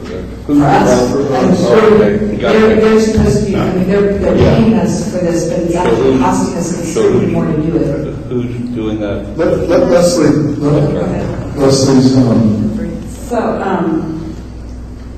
So the rate that we are charging them for staff was based on a series of assumptions, and a couple of them were unknowns in terms of like how much staff time we were going to spend in like administering the staffing. So hiring staff, processing their time cards, and their hiring paperwork and all of those things. So that's part of the discrepancy. I also just today discovered some errors in calculations. So there will be an adjustment, and the revenue actually will be higher than what is predicted. It's hard to say by what margin, but I found some errors in previous billings. There will be some adjustments made. And then, so if we continue, then we would renegotiate with the school district now that we know how much time it is taking us to better. And I'm trying to figure out how much of the shortfall, the time spent, and then I'm going to try to go to the school district and explain how these assumptions were made, and they were unknowns, and can we be compensated backwards for it? And the school district also kind of spitballed when they did the grant application and didn't really have an understanding of what it was going to take to administer the program. So, and Leslie used those assumptions, and they were too low. So as that happened, we'll be back to negotiating with the school district, and it might be that they say, well, we're sorry, we can't. That's it, and then at that point in time, as Colin said, we will probably have to withdraw from helping them. But that's not our intent. We would like very much to be able to continue to provide the service for them, as Colin said. Their ability to be able to rotate staff as nimbly as we can is not possible because of the way the school administers their rank and file. Board member Van. All right, so it's it's pretty disconcerting to me. You know, we've just been talking about our partnerships and all of our partnerships. We've got a great partnership there, and the money that we've made, we've we've leveraged significantly for other things. So I'm not very happy about this at all. I think this stinks to high heaven, and that's just my comments. That's a lot of money, and I'm not very happy with this school district that I've supported, that we've supported, and not have better communication. Now, if there's money that came in and we could have, worked it out a little more even, or maybe that's what you're going to do this next time. But I tell you, this is pretty unacceptable to me. Just my own opinion. Okay, Board Member Burke.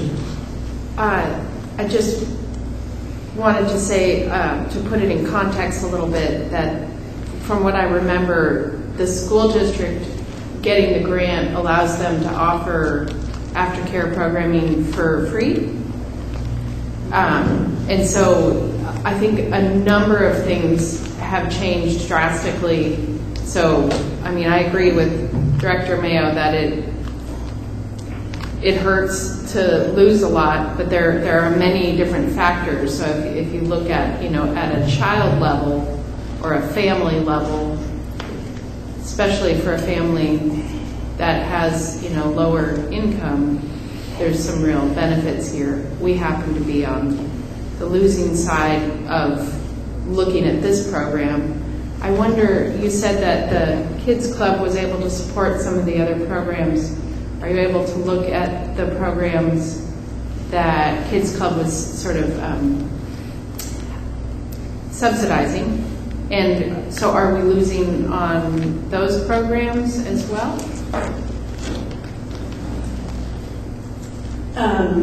So Kids Club helps subsidize our youth basketball programs to some extent. Basketball, it doesn't fully cover its costs. And that is one that is bound by, there's a market price. Every city around us provides a basketball program. So we're in direct competition with City of Arcata and City of Eureka. And so our price point has to be we all have to be in the same ballpark. We do lose kids to City of Arcata for various reasons. A lot of usually little kids go to school in Arcata, so they want to play basketball in Arcata.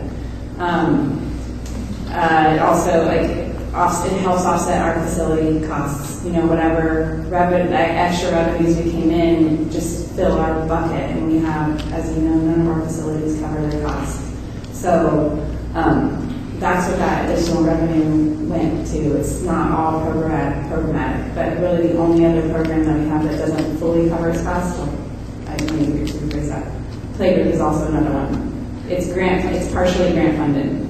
The Couple First Five funds probably 85% of that program, but we have to fill in the other piece. And so, yeah. Would you say we meet a target of having our fees cover programs around 50% of the cost of a program our fees are covering? I would say more than.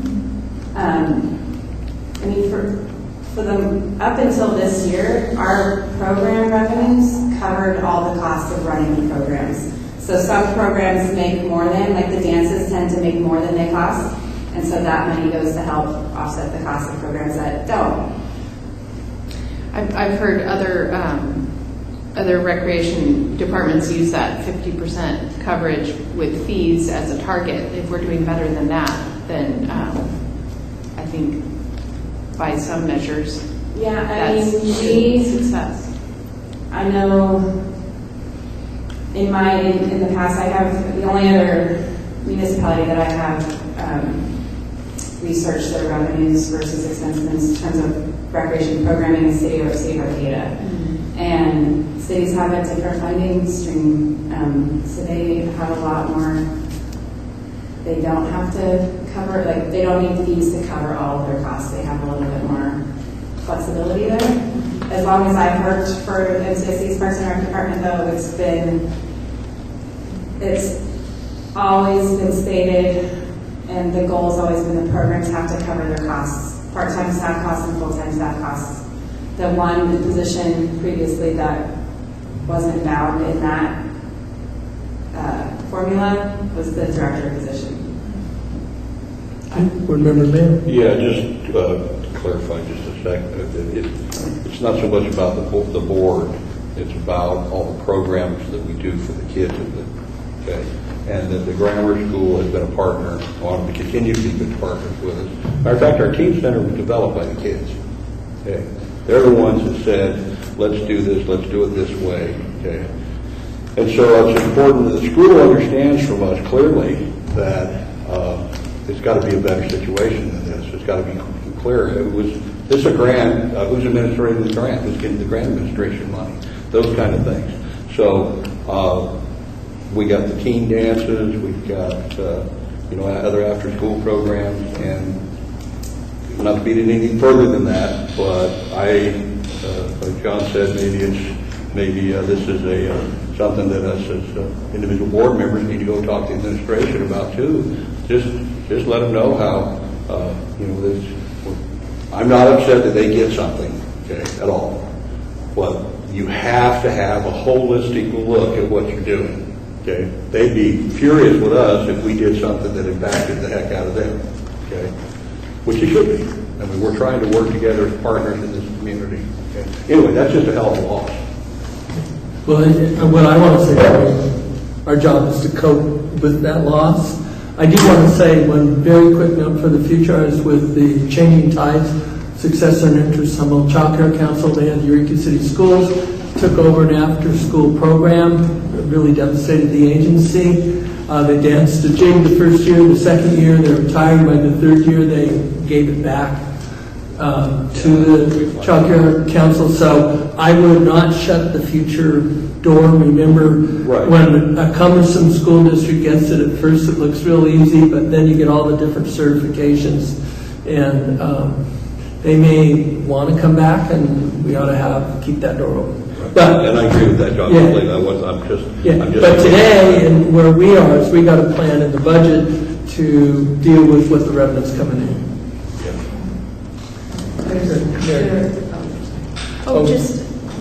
I was going to switch the subject, but if you...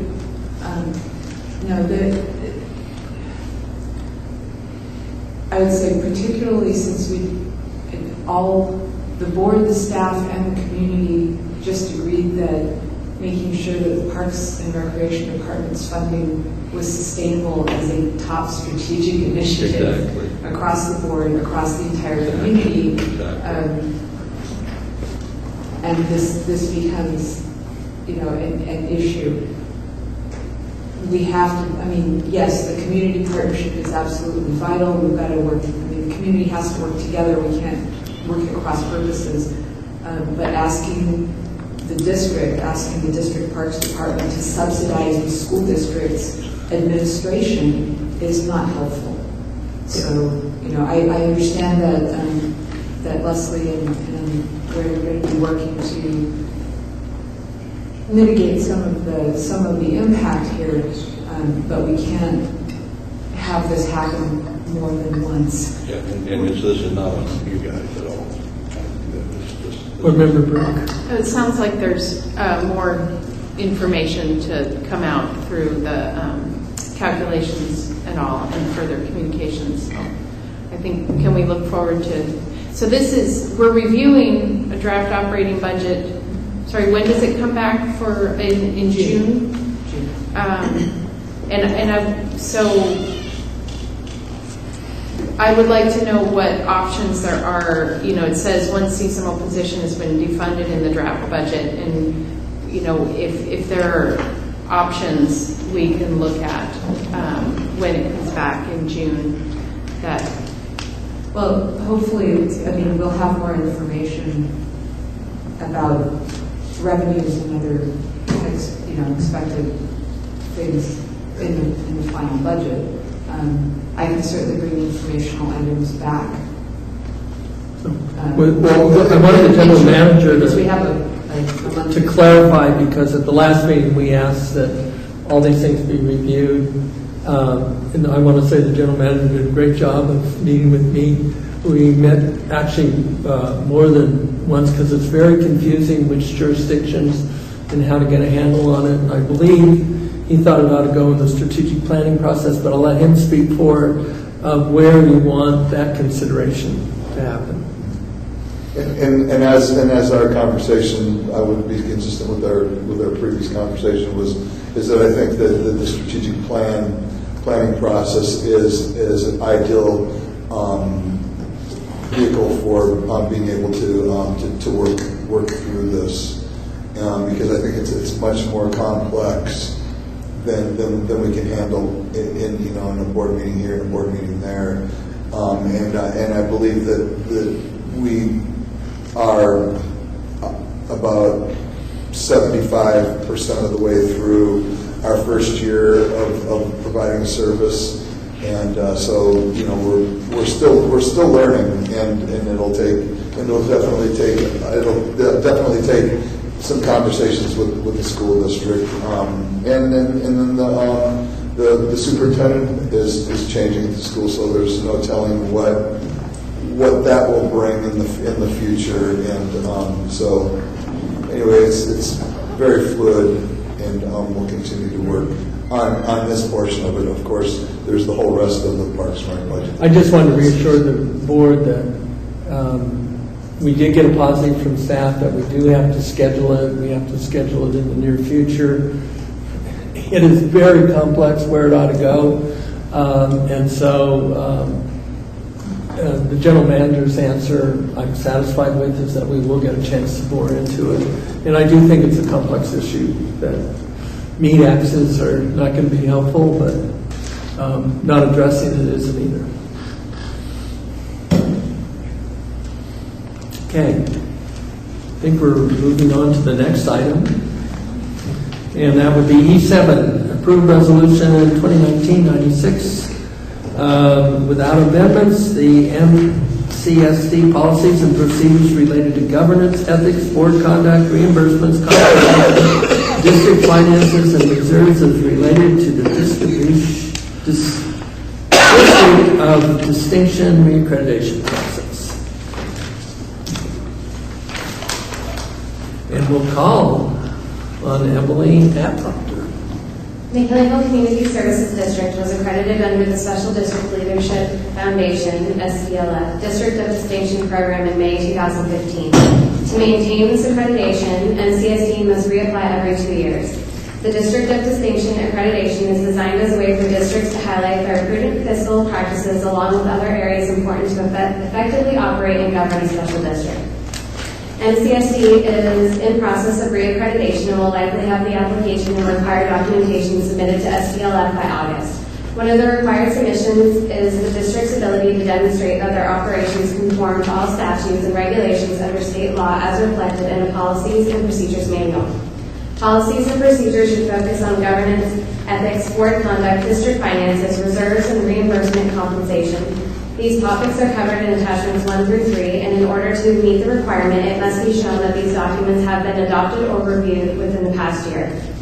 Staff recommends that the board review the reserves policy, expenditure control guidelines, and board policy manual, air questions, take public comment, and adopt resolution 2019-06, which will be included as part of the Special District Leadership Foundation District of Distinction reaccreditation application.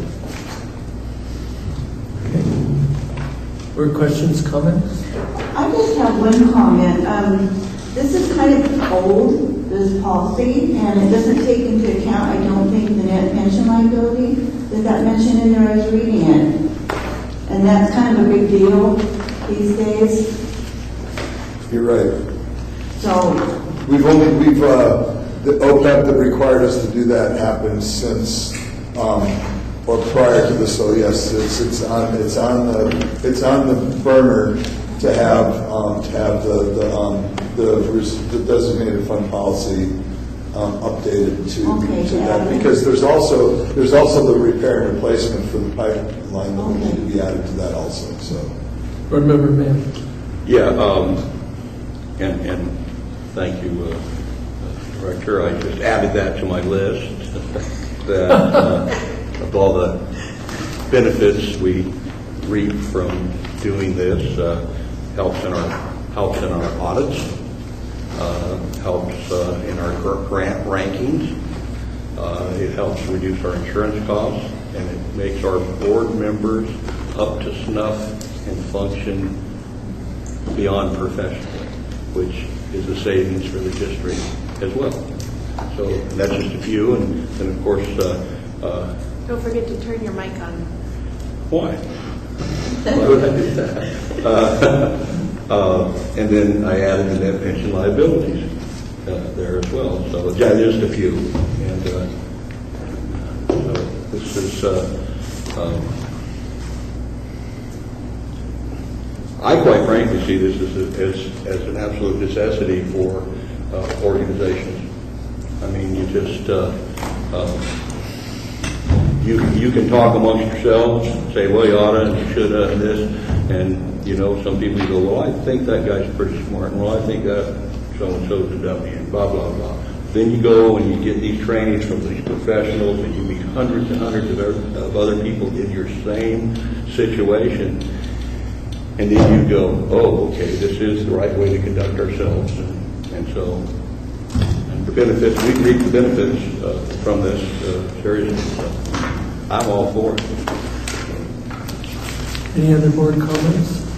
Just the comment that I could, you know, this in combination with the strategic plan, you know, and the other planning tools that we have, I think when they're all working really well together, that you know, that's the goal. And so I really appreciate these documents, you know, laying out. There was the designated funds and conduct, and you know, this is how we do our business here. And so it's really nice to have good functioning documents that do that. So just taking a moment to appreciate that they're in place. Any members of the audience want to speak? I just had one of whether it's in the realm of consideration given the advanced development of this document. It's under conflict of interest. We just add and any other conflict of interest restrictions rather than just do it on the 700 form. Yeah. You know, and I just wanted to add that, you know, it does make you perfect. We make mistakes, and you still make mistakes, but it makes you closer and closer. And quite frankly, throughout the state of California, special districts, and at Aqua, MCSD is recognized as an outstanding district. We've received an immense amount of awards for our outreach, for things that we do, and not the public doesn't know about it, and it's too bad. But we pretty regularly, I go and pick up awards, and so does the general manager, and so does Director Corbett, and we are in that position because of this type of attitude that we bring to the board and the trainings that we receive. So John, the conflict of interest, was that in the board policy manual? It was, 411. I'm not quite sure. Yeah. It would be page 7, although it's not page 7 of the packet, it's page 85 of the packet. Page 85 of the packet. It's just we covered 700 really well, but I just thought we ought to have a general clause and any other conflict of interest restrictions.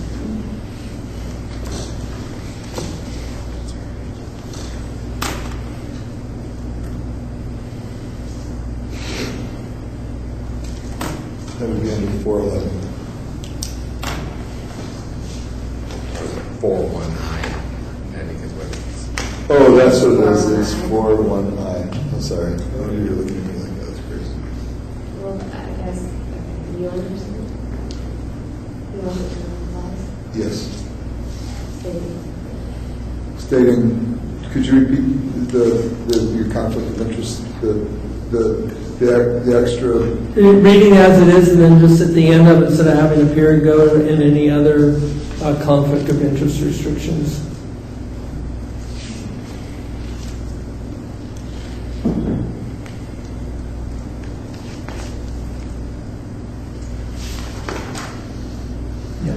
Subject to public comment and any further board dialogue, I move to approve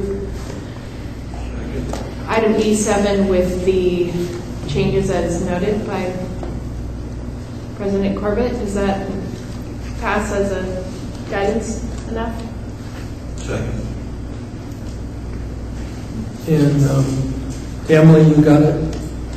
The motion? Okay. With that, I'll open it up to the public. Does anyone want to comment on the adoption of board policies and procedures? Hearing none, I'll take it back to the board.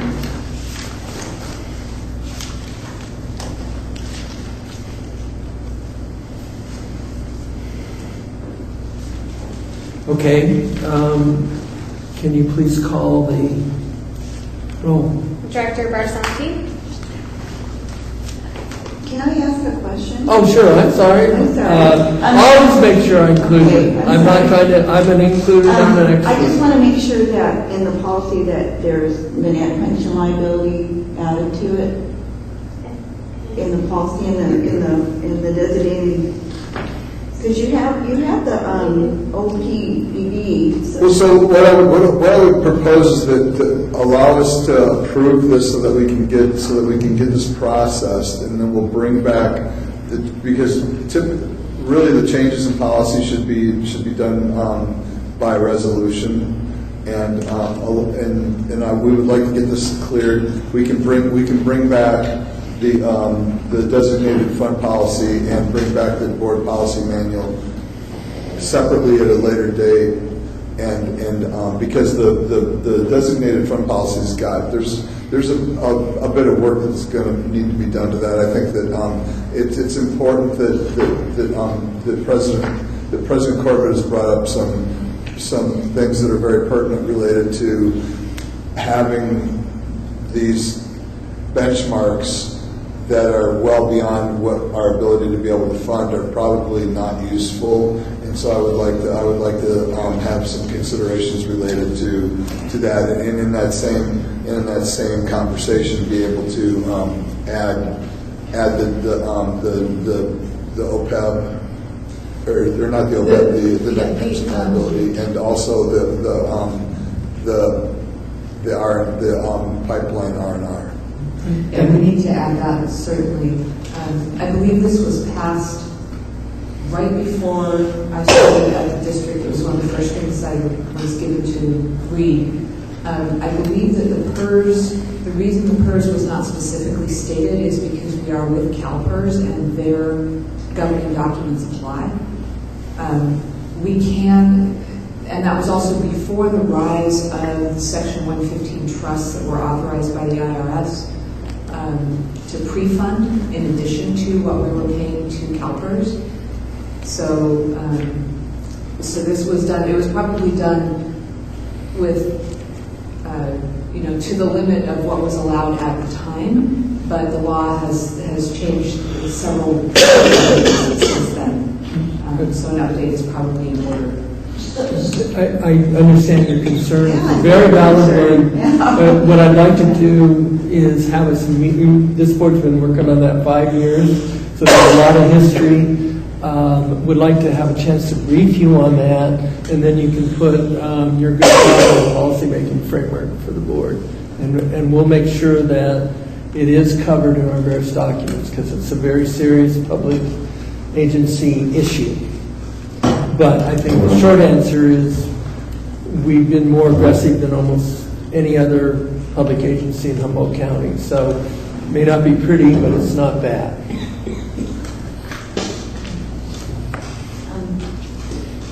So is there a way that I can say yes with the provision that's going to be addressed in the future? Yeah, it's an important thing to me. No, it's very important to me. I had sworn out that I wasn't going to get on my soapbox about it because I talked about it so much. But what I do think would be valuable is get your concerns, get what our answers to them, the history of how we got where we are, and then, like I said, then that sets you up for policy making. Either motions or decisions or satisfaction or dissatisfaction. So I just think it's hard in an open meeting like this to go through the whole history. So there's a couple different ways we can handle this. One of the ways that we can handle this is we can approve the resolution, which basically states that the board has reviewed the policies that are attached to this agenda item. Not that they're accurate, but that they've been reviewed, and then we can work on updating them, or we can basically at this point in time take and postpone this matter, bring it back, update it, as long as we can get that done before September. Either way, we'll be fine with staff. And it would basically serve the purpose of getting it done. But I think that creating the two new reserve buckets would be fairly easy, and adding the verbiage that you'd asked for in the conflict of interest would be fairly easy. I think that reviewing and discussing how we allocate or designate the amount of reserves for those targets is going to be a longer and more complex discussion, and I don't know that we can get that done before September. Well, let me put this, I guarantee you're going to hear about it once, twice, or 3 times in the next 12 months. Okay, And we can put it into the audit committee and just have us meet with staff, and then that can get you totally versed on where we are. So that's So what you're saying is that you have this to put forward to the agency, right? To SDLF. And then there's like a timeline. Yes. And there's really not enough time to change the policy before you put it through. Is that kind of what it is? No, I think we do have time. We do have time to change the few minor discussions that were done today. But we can't approve this agenda item with modifications. right. It can't be a material change, or otherwise the resolution wasn't prepared ahead of time. I see. And I sort of think the way I snuck in the and other conflict of interest wasn't a material change from the intent. But if we do that too much, then it's no longer a prepared resolution. Then it won't go through in time. Right, but there's going to be, I can guarantee you're going to get well-versed on that subject and have plenty of opportunities, and you can call up and let me know anytime if you're dissatisfied with the rate of progress on that. Thank you. Actually, Director Barsani, it'd be good if you just line Director Corbett out on it, so we don't have so much confusion. Thank you, Dennis. Thank you. So with that explanation on, I say yes, right? Okay. Want to finish our votes? Director Burke? Yes. Director Couch? Yes. Director Mayo? Yes. President Corbett? Yes. Yes. I want to ask the President if he would like to poll the audience and see if there's one agenda item that they're waiting on. Yeah, actually, I think that's appropriate, and maybe how many people are here for the letter to the Board of Supervisors? Okay, 2 people. 3, I think I saw. 4? Oh. You know, we might have John, though. Podium. We might have John Colstead. Yeah, well, I'm getting there. Thank you. Mr. Colstead, what item are you here for? Report on the McKinney area fund. Okay. How about if we take up next the letter to the Board of Supervisors? Then we'll take up the area fund, and then we'll just complete the agenda. And thank you for the suggestion. So with that, let's go to agenda item. I got a 178, page 178, E15. Consider writing a letter of support for County Humboldt Board of Supervisors action to collect financial information necessary for the incorporation of McKinneyville. And then I guess I'm presenting. I think it would be good to have very clear direction from this board to the Board of Supervisors in this situation. I tried to list, there are options to incorporation to set up a regional planning commission that goes straight to the Board of Supervisors. So far, that option has not been attractive to the county, but it's there legally. There's also the option of going to the legislature, but that's, as far as I could find out, only been used if you already incorporated under the very challenging statutes and we're going bankrupt, then the legislature intervened.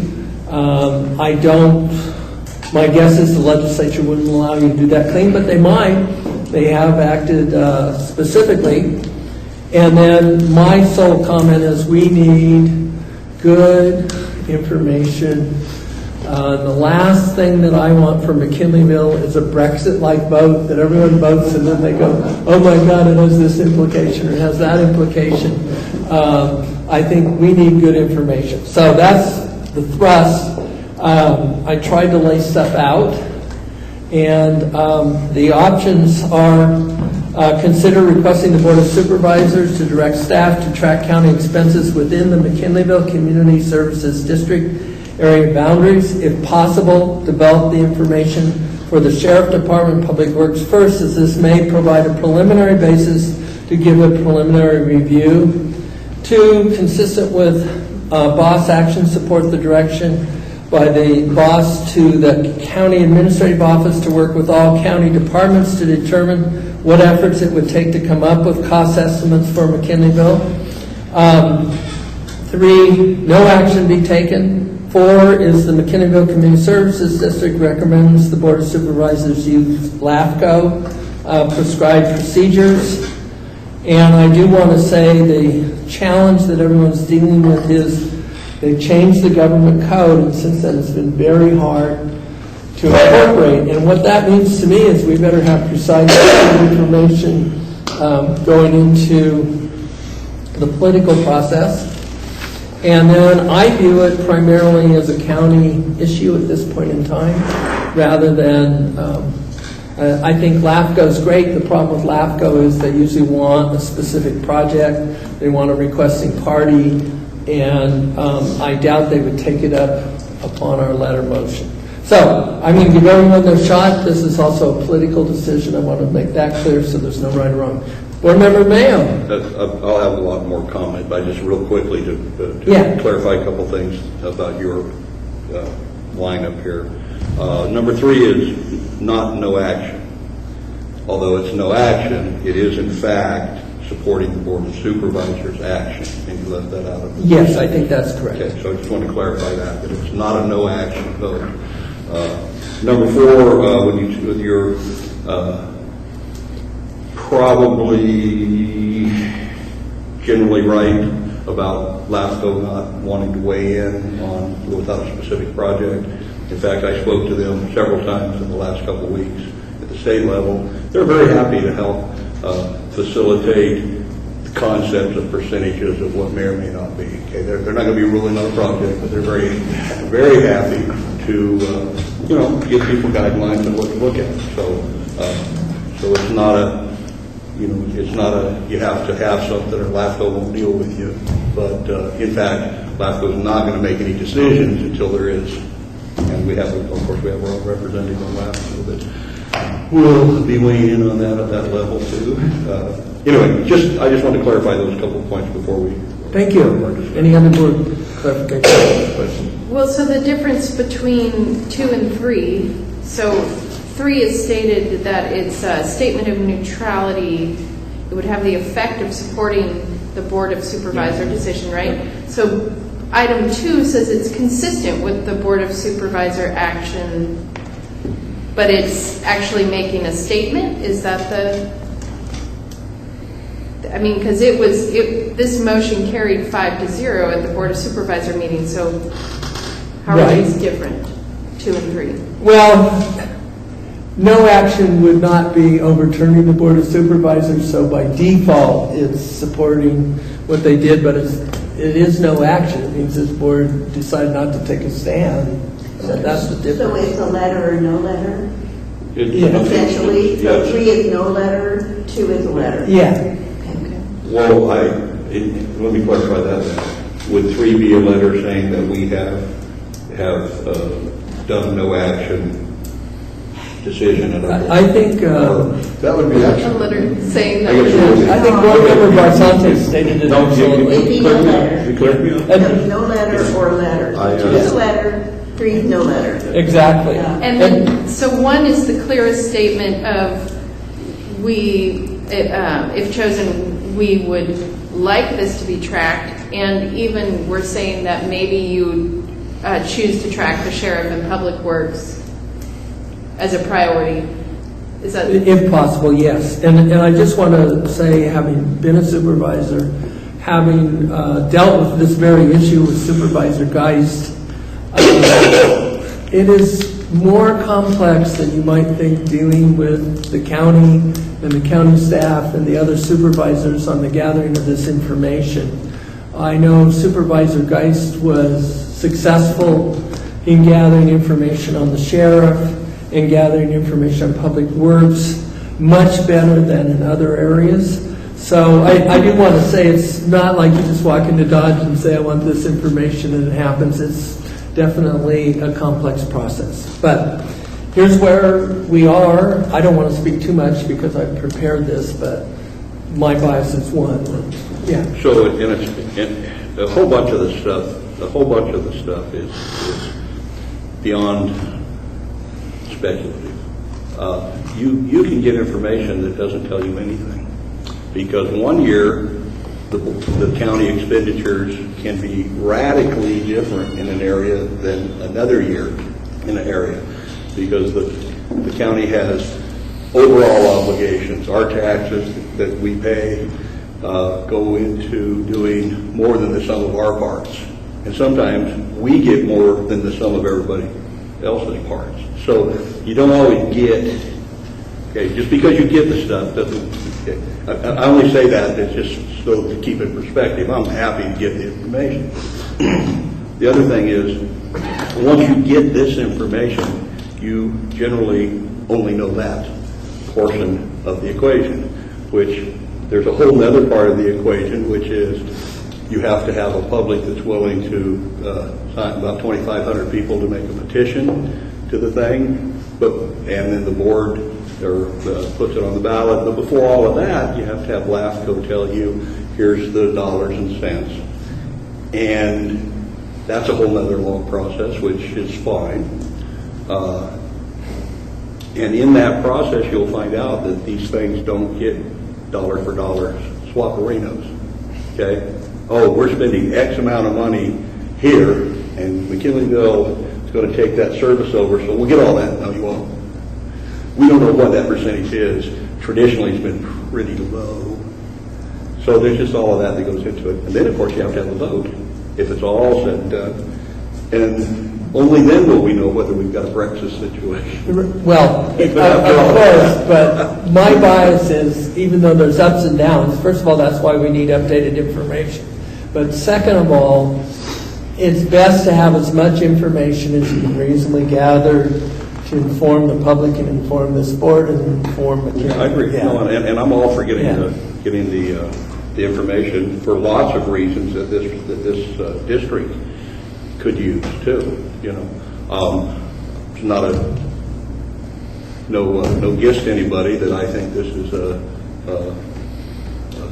something in the civ kind of an endeavor. But that's, I don't want to be paying parking tickets down here at the shopping center to pay for the meter maid and et cetera. But that's just my opinion. And even with that opinion, which is pretty strong, I look at this just like everything else that we look at here on this board. We have to look at the total, see where, So I think that the board kicked this around a little bit, may not have come up with the absolute best for some people's thought process on what to do. I'm happy for us to just endorse what the board did and go on, see what happens. And so I like number 3. Actually, had we not had these processes, I would have said number 4 would be the right way to start. But I'm fine to start with number 3. That's all of my 2 cents I'd worth. like to hear from the community Well, yeah, but I want to make sure the board members, everyone's got to get their piece in. And if they are ready, then let's open it up to the public. And it's sort of unusual and out of procedure, but I think the supervisor should be invited up first and be given a little bit longer period of time because he's a key player and he's also represents the county. Agree?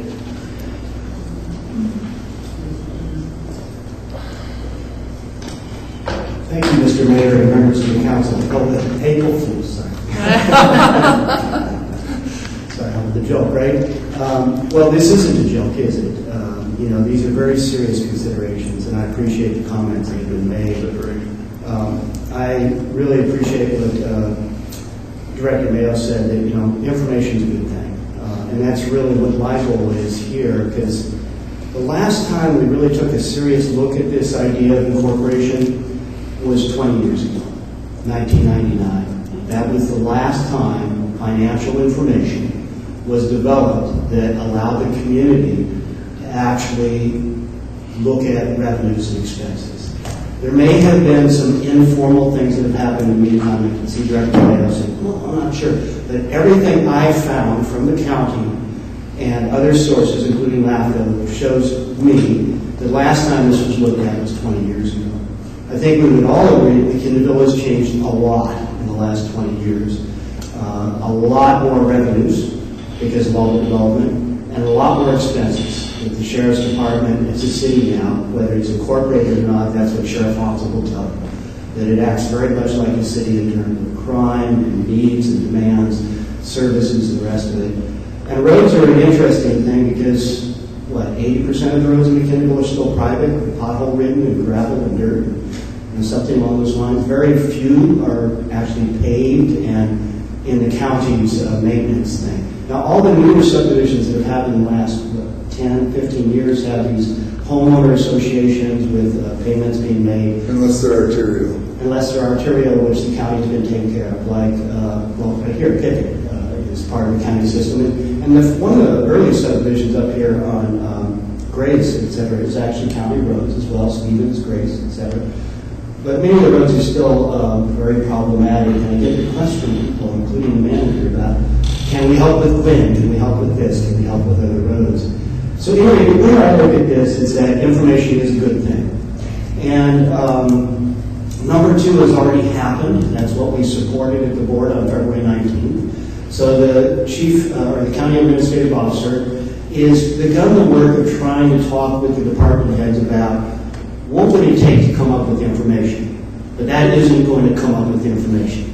She's just asking the questions, and she got board direction to do this, to find out what would it take to get the information. So it doesn't produce the financials, number 2. Nothing produces the financial information but option number 1. It's the only one that actually gets that. And I spent a lot of time thinking about this and talking to a lot of people. And what I've done by suggesting, number 1, both to your board here as well as to the board of supervisors, is trying to make it so that there be no expense to the service district at this stage. And the only expense would be on the part of the county in directing department heads, primarily the sheriff and the roads department, and planning, to come up with what is the annual expenditures in the McKinneyville Service District boundary area.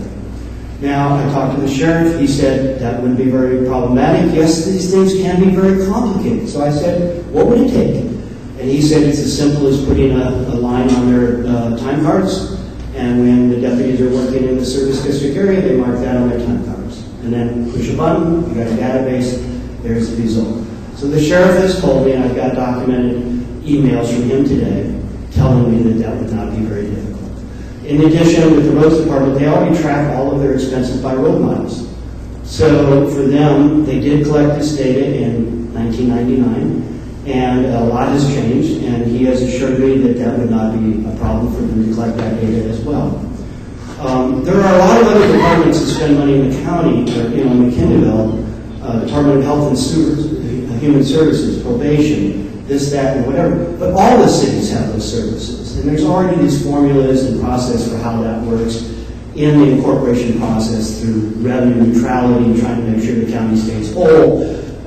But if the city of McKinneyville, the future city, were to take over roads, sheriffs, police, even if they were to contract out for those things, the argument could easily be made that those expenses would also no longer be with the county, and therefore the city of McKinneyville would receive those revenues. And that's where a lot of the action happens on that. The formal process for LAFCO is very clearly laid out, and there are two ways to start that. But before the LAFCO process will even start, they recommend, I'll read to you here, it is important to conduct a preliminary feasibility study at an early stage prior to initiation by a resolution or petition to ensure that an incorporation proposal is financially feasible prior to filing an application for LAFCO. So LAFCO's own guidelines, current guidelines, says do a feasibility analysis first before you even come to us. And then if the community felt strongly in the service district that based on that financial analysis, it looks like maybe it's doable, then there are two ways to start the LAFCO process. One is, as Director Mayo said, a signature campaign of 2,500 registered voters to trigger. It can also be done by a simple resolution of this board, which actually saved the community a tremendous amount of effort of gathering all those signatures. So those are the two ways that you can initiate that. But that's not what we're talking about tonight. What we're talking about is the opportunity for you as a board representing this community more than the county does. Because you provide so many of the community services in an incredible way. Parks, streetlights, sewer, water, you know all of that. Award-winning stuff that you guys are doing. Basically, to get the financial information about current expenditures and current revenues would allow this board and the community to simply have an informed discussion about, does it look like it makes sense? And frankly, even if at the end of that, it looks like, well, yeah, but it might be necessary to raise some taxes. That really comes later with a far more detailed analysis, the LAFCO process, and the rest. And what I think we've observed with Measure C and Measure O is that, yes, none of us want more taxes. But when we can see that those taxes are going directly to services like Measure C and Measure O, people passed Measure O by 67% in this recent election. So it's been observed that people will tax themselves if they see a direct benefit from that. So for instance, the direct benefits would be increased planning authority in the community, a city council, a mayor that the community has elected that is answerable to them, and all that land use planning and other services that maybe could be better. We don't know that. We don't know. Like, if I ask you the question, how many do you think the county's making money off of McKinneyville? Well, how many do you think the county's making money off of McKinneyville? They're raising more revenues than the money they're spending. How many do you think that the county's losing money on McKinneyville? How many of you don't know? I don't know. Okay. Most of us don't know. Some people hold very hard opinions about that, but the fact is, we don't know. We don't know if they're making money on McKinneyville. We don't know if they're losing money on McKinneyville. People have guesses, and it's kind of split from what my observations are. So what I'm simply saying to you is that if you support option number one, the county will then direct department heads, I believe the board of supervisors, because they basically told me, we did number two already, and they said, go to the service district, go to the MCMAC, talk to the fire department, and see if they support this. Additionally, ask the community. So I've been asking the community on Facebook and other means, and letters have been coming in. Every letter that's come in has generally been supported except for one, and I've got about 20 letters in support. So I've done that homework. I've gone back out. I'm here doing the homework the board directed me to do and asking for your support to do something that costs nothing to the district and provides the beginning phase of financial information that then would allow the community to have an informed discussion about whether or not it makes sense to proceed with a more detailed LAFCO process or not. So I guess that's it in a nutshell on how I see this. It seems to me there's really no risk, no danger. The community, I believe many people in the community are asking for this, and so I'm asking for your support for option number one. And I'm willing to take any questions, answer any. Okay, thank you. I was going to ask whether you take questions. Do board members or staff have questions? I have a question. Sure. Sorry. Okay, my question is, all this is for them to determine what efforts are required. It's not to do the actual study. The actual study would probably cost money. And how is that going to be paid? So, two parts to your question, two answers, two pieces to it. Number one, as I said, number two has already happened up there. The board has already directed the CAO to ask the department heads, what would it take to gather this information? Right, So that's where it's at, right? That's where it's at right now. But no matter what you do tonight, that's what the board has directed, but that will not give us the financial information, okay? Number one actually then takes it the next step, which is what the board said on February 19th. Go back to the community, see if there's support for this in the community, via this board, via the MCMAC, via the community. And if so, then the board will consider at a meeting still to be determined whether or not to direct department heads to actually track those costs. No cost to the service district at all. The cost would be borne by the county with the departments. So out of due diligence, I asked two of the most important departments that have the biggest expenses, Public Works and the Sheriff, what would that take to do that? Because I don't want to be spending a lot of county money on things when we have so many needs. Both department heads told me it would not be a difficult thing. It would not cost much to do that. And so then we have the information with that direction. Thank you for that. Sure. Typically what happens is a group of citizens get together and they fundraise to have a feasibility study prior to even it going to the community. Correct. So what I'm trying to do is take the most logical step, which is have the county collect that information first so that then we can bring it back to the community, and the community then can have a discussion here with your board, with the MCMAC, and say, does it make sense to go to that next level where, yes, funds will ultimately need to be raised or paid for to do the far more detailed financial analysis. But I'm trying to save that expense if it doesn't make sense to go there. In other words, if the financial information comes back and it says, there's no way to do this, the revenues are too low, the expenses are too high, then we don't need to spend that money and raise that money. But if it comes back and says, well, revenues are really quite high now because of all the development, and expenditures are high, but it still looks pretty good, then we have to then decide how to fund a more detailed analysis. And that typically falls on the county primarily. You know, for the district, you'd be basically saying, here's the services we provide, here's the revenue we bring in, and here's how much expenses we have, which I believe that data already exists. So that's not an expense either. So I'm trying to take the simplest, logical route to get each step of information without costing a lot of time and money to do that. Well, all the county is going to do for you right now is determine what efforts, meaning what cost, how much is it going to cost the county to get this information to you, and that's all you've got right now. That's correct. So. Yeah, and I think it'd be nice to take it a step further. Okay, thank you. You're welcome. Thank you.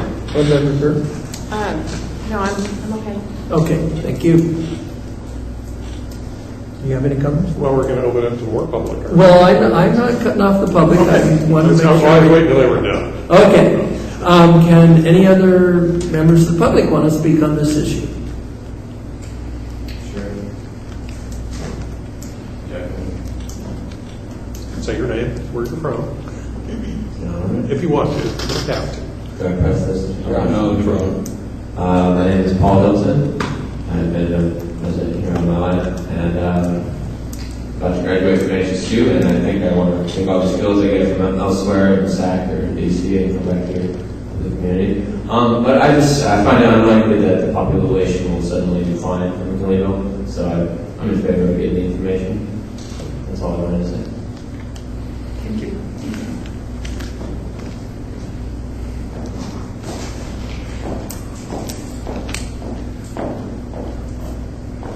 Good evening. My name is Maya Conrad. I'm a resident of McKinleyville.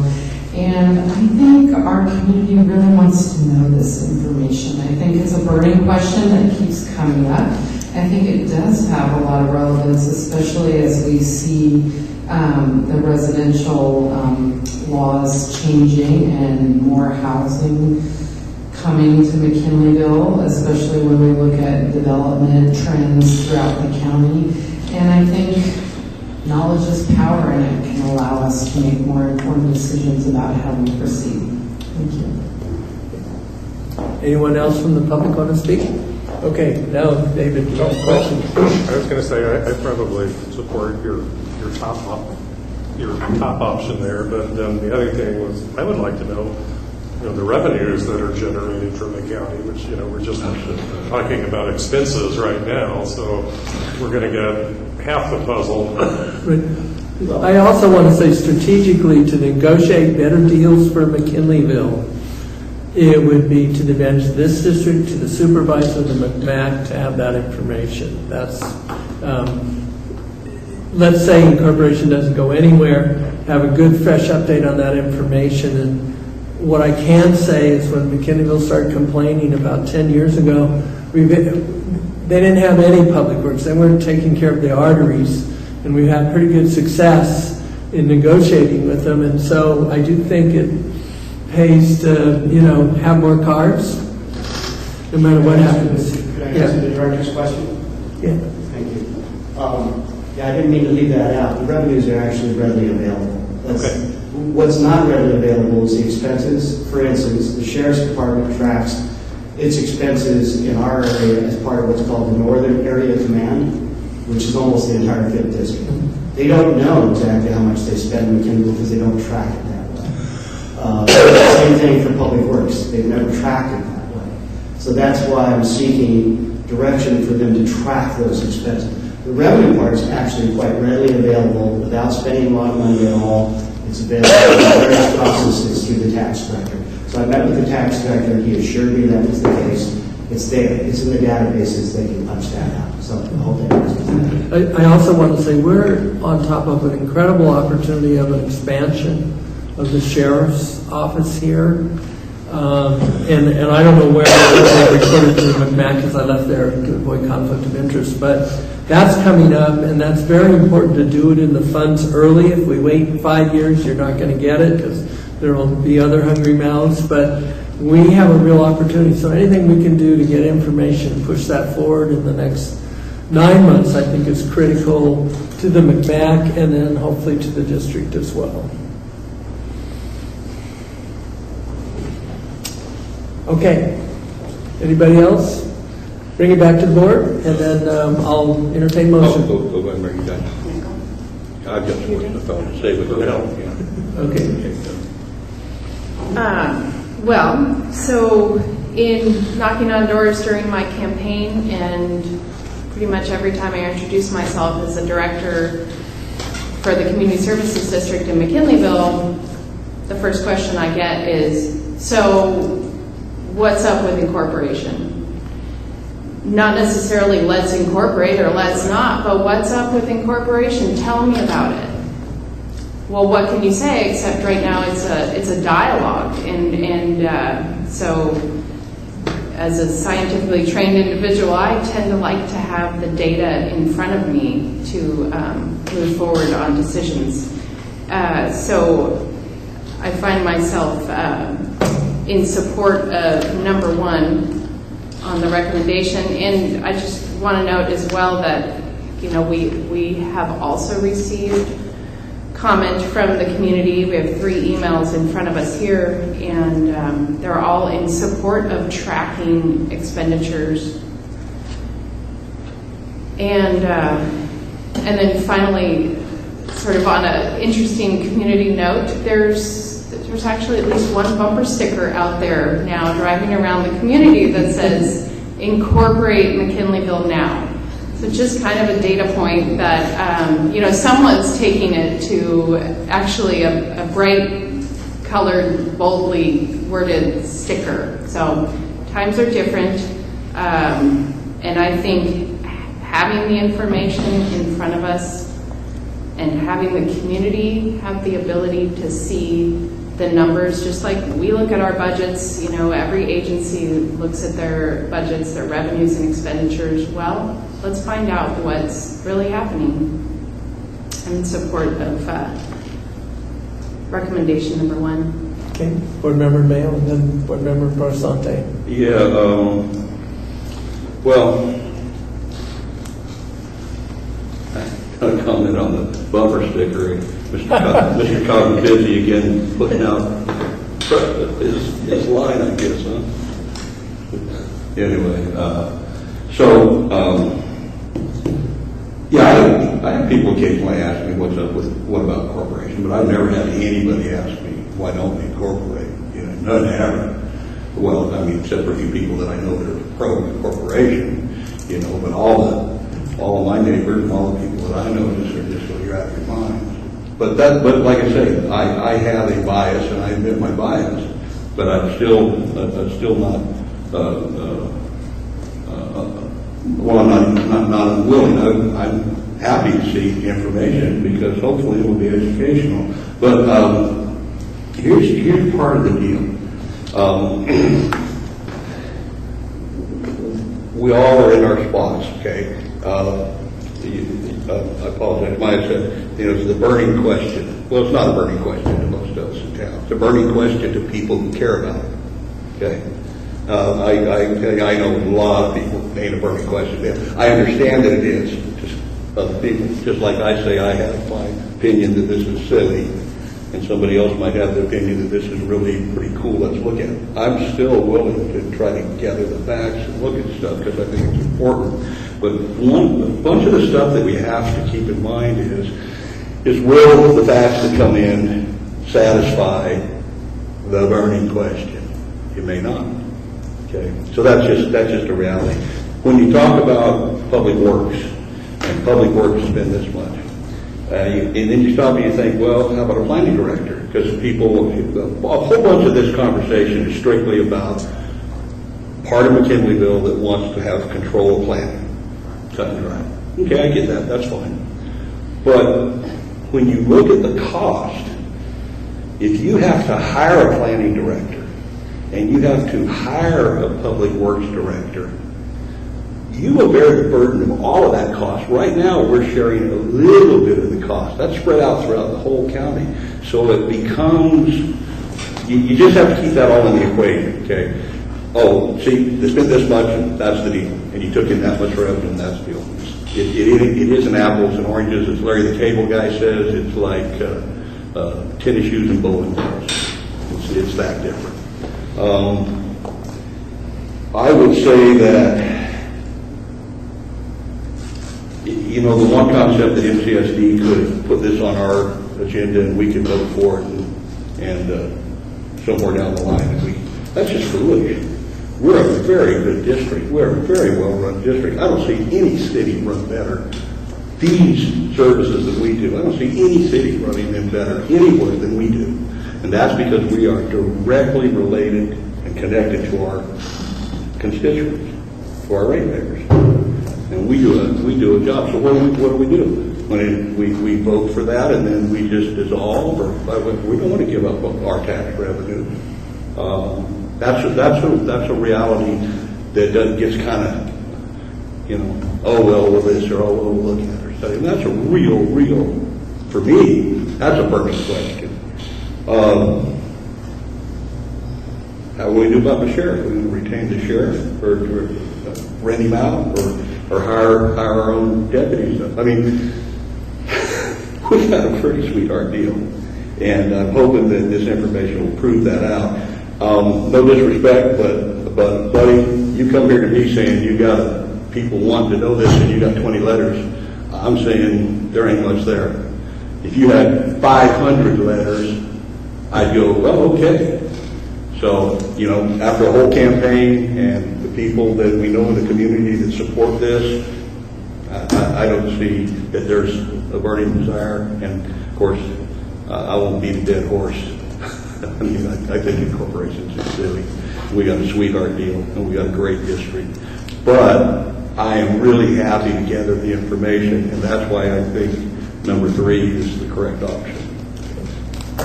Board Member Barsante. I'm just wondering why you've changed your mind, Mary. I have here the Mad River Union, February 11, 2017, where you said that you acknowledge that the state law doesn't allow the community to take tax revenue away from the county of Humboldt. And this is your candidate vision statement. So I'm just wondering what made you change your mind about this? My mind has not changed. I'm looking for information that would help us be able to make decisions. I can't change state law. Yeah, so I'm in support of finding the information. I cannot say whether our community would move forward with wanting to vote on incorporation. Okay, I just wonder because you know, when we voted for you, you said that. Okay, and I'll allow one more, and then I want it on policy so that we don't. It makes incorporation unfeasible. So I'm just wondering why you changed your mind. And with that said, you know, this is your statement. That's why I voted for you. And I also agree with number 3 that we should take no action and have no letter, and just see what the county comes up with, how much it's going to cost. The financial part of it. Mary, and then David, and then I'll call for motions. So just to be clear, it appears, without having financial information, it certainly appears that this would not be, that incorporation would be financially difficult. I don't know exactly what that says. That was a couple years ago. But my opinion on it has not changed. Yeah. So my vision is that, you know, that we do have the information in front of us, and I just want to speak to a couple of things. And one that is, we deal again and again with the difficulty of messaging to the community and getting input and feedback. And I know when we have 20 people sitting in the audience, you know, that's a rather large turnout for us. So people are expressing themselves, and then I also want to comment that, you know, I've spoken with a previous high-level planner, and just want to suggest that. And what I've seen, for example, working with the community group on trails issues, is there are elements related to planning in our community that wouldn't get the attention that they would get if we had more localized planning. So I'm not under the illusion that we have city planning. I don't think the county, you know, does city planning. They do. The staff works really hard. They do a great job across the county. But what I hear from the people in my circles is that they're really interested in local information. So I really support having the information that will allow the community to be able to make a good decision when that decision comes forward. Okay, David? Well, I would like to have more information to make an educated decision. And, you know, people have talked about this for a long time, and, you know, I always have to just say, well, because it would be revenue neutral, we can't do it. And well, that's just kind of like this pat answer I have when people ask me that. But, you know, in reality, there's lots of things we could do that, you know, it's a special district. There's like 40 different, you know, we could have our own police department. We could have our own planning department as a special district. If we can pay for it. That would have to pay for it. Yeah. And so... And we could do planning. Yeah. If we, those are both things that special districts can do. But I'm not going to advocate for it because we don't have a revenue stream to do it. I don't want to tell people, you know, we'll do this for you, but you're going to have to pay for it, and then you're going to have to pay the county too. So to me, I mean, you know, I'd just be happy to get more information. Can I ask for my thought answer? Yes. Maybe greater. I believe that the community is looking for one to try to do a specific function. And that's the motivation for the process, that there's mechanism in the LAFCO to actually help do that one function. I believe that's correct. Isn't that correct? Like you wanted to just do, if the community reevaluated all this and said, well, we really just kind of want to do planning, really. Yeah, that basically that's specifically that if there's a lake power or an authority that a special district would like to take to forego the whole incorporation thing, they highly encourage just taking on that one lake power. And that's something to look at further down the line, perhaps. That's what Mary suggested too when she ran for office. She suggested that. However, there are ways in which the district could expand its power without much increase in taxes for our residents. I would be in favor. There are a lot of visions. But I want to have a stated policy, not go down. Are we ready? Is it okay if I make a motion? I had one quick comment. I did want to say it's very carefully laid out that it's understood that a vote on any of these four possibilities in no way constitutes a yes or no vote on any future incorporation of McKinleyville. And I also want to state, I'm not going to bore you with about a 2-hour presentation on all the varieties of the types of incorporation, but there tends to be the traditional city and then who we are. There's a lot of variation in between those. So anyway, do we have a motion? I move. Oh, go ahead. Okay. I move to consider writing a letter of support for the County of Humboldt Board of Supervisors action to collect financial information necessary for the incorporation of McKinleyville as outlined in recommendation number 1, written in item E15. Okay, is there a second? I'll second that. Is there further discussion? Okay, I believe it's roll call. Director Barsanti? No. Director Burke? Yes. Director Couch? Yes. Director Mayo? No. President Corbett? Yes.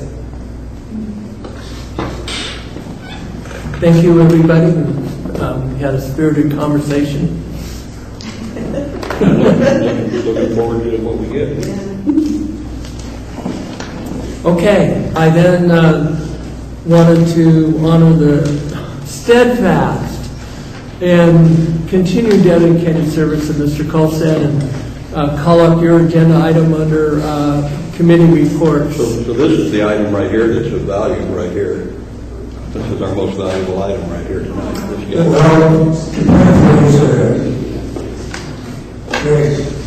Those comments earlier, I hope I haven't exceeded my operational usefulness. And I've been serving as your board, as not the board representative, as your representative to the McKinleyville Area Fund for 12 years. And in my first meeting, I was elected chair, and I've been the chair ever since. Now you can take that two ways. Either they're quite happy with my performance, or nobody else wants the job. In any case, I haven't.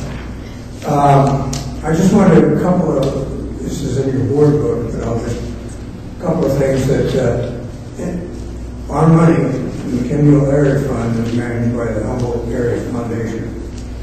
And we have our assets are about $200,000.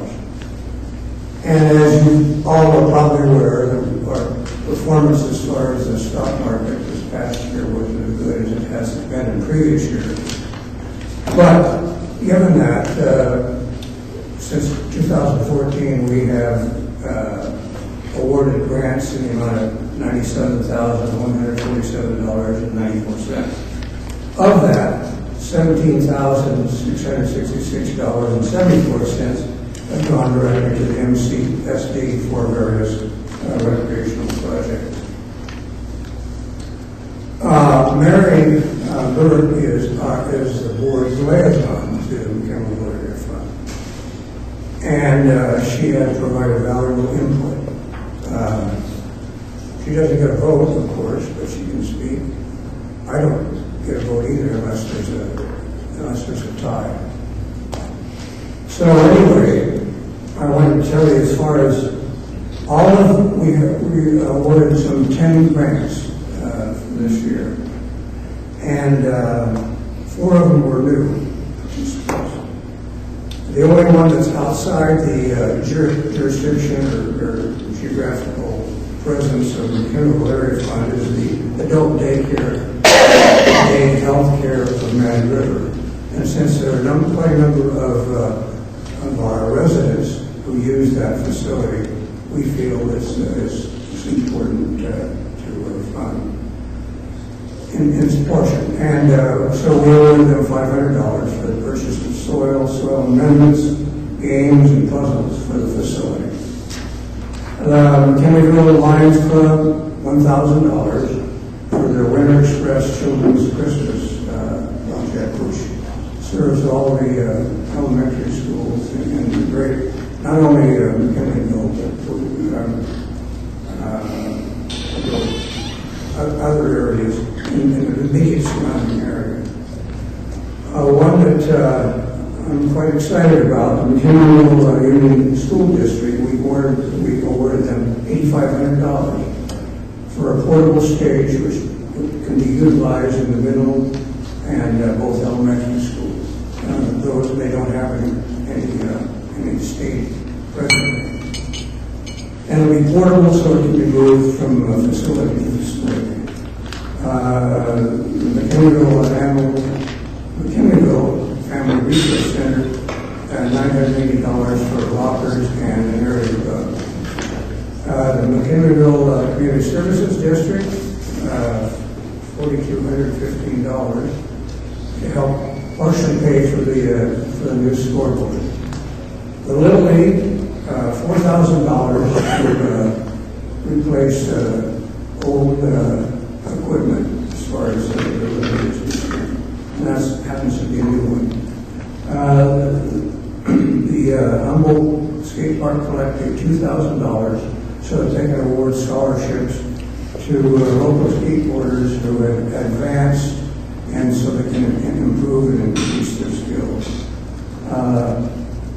McKinleyville Senior Center, $1,600. They propose establishing a yoga program for senior citizens as well as other dancing and attracting artists to perform in their area. The McKinleyville Organizing Committee, which is going to be under the umbrella of the Senior Center because the Organizing Committee does not have a 501(c)(3) yet. So anyway, they're going to create a pop-up museum to promote the McKinleyville, help promote the McKinleyville Town Center. And last but not least, which is he's not here, but to provide mattresses. This is AJ's Transitional Living, which is a facility here in McKinleyville, and they're going to purchase new mattresses for the facility. So that's, if you have any questions, I'd be happy to answer them. If not, yes. You looked around for the press and they weren't here. Are they covering your grants very well at all? Yes, we advertise every year in Madrid, and that's where I think we've got 4 new grant applications, in addition to the others and the traditional ones. Because I think if you ever have trouble on that, the district could write a letter to the editor outlining your good work and make sure it gets properly covered. I think that would be helpful in two regards. One, for the recipients, grant recipients, and number 2, it would be helpful for, we get donations to sustain the McKinleyville Fund. So our problem is information. I guess that in such cases, if you can get the information to the general manager. Yeah. Well, I think generally the information as far as the amount of awards and the recipients is, I believe, is in your board. But I'd be happy to provide any other information, grant, or whoever anybody else would like. Any other board comments or questions? John, just thank you so much. Yeah. And you have not even begun your work. All right. Thank you very much. John, I just wanted to say thank you as well, and it's a pleasure to meet with the group, and it's always a nice position to be in to have a committee vote unanimously, and the McKinleyville Area Fund always seems to get behind the applications that come before them in full support across our community in such a diversity of programs. It's a pleasure to be your liaison, and the Area Fund's liaison. Thank you. Thank you. And as I say, Mary has contributed, particularly when we discussed the McKinleyville Town Center, because she shared a lot of, provided a lot of information on what it was about. And we have discussions on all the grant applications, and fortunately, you know, although our earnings for this year didn't cover what we awarded in grants, we felt that the needs of those various organizations within the community needed the money. So those influenced our decisions. I just wanted to ask you a question. Do you have your own pending rate, or do you accept the usual 4.5% averaged over 5 backward quarters by half, a Malaria Foundation? And then have they lowered it because of the stock market? I know some years ago when it was down 2 or 3 years, they did to 4%. Yeah, well, my understanding is some of the good news is that the losses that happened last year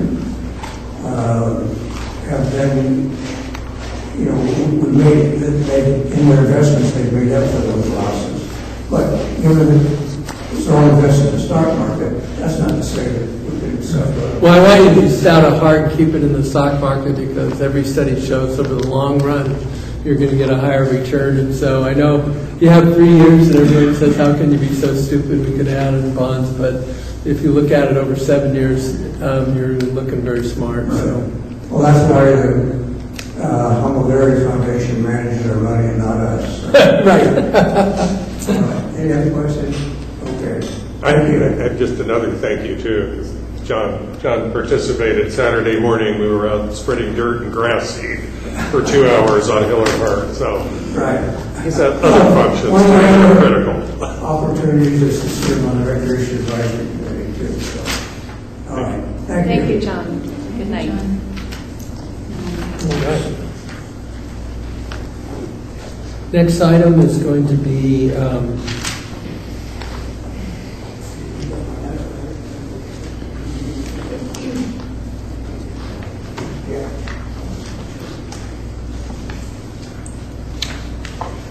I believe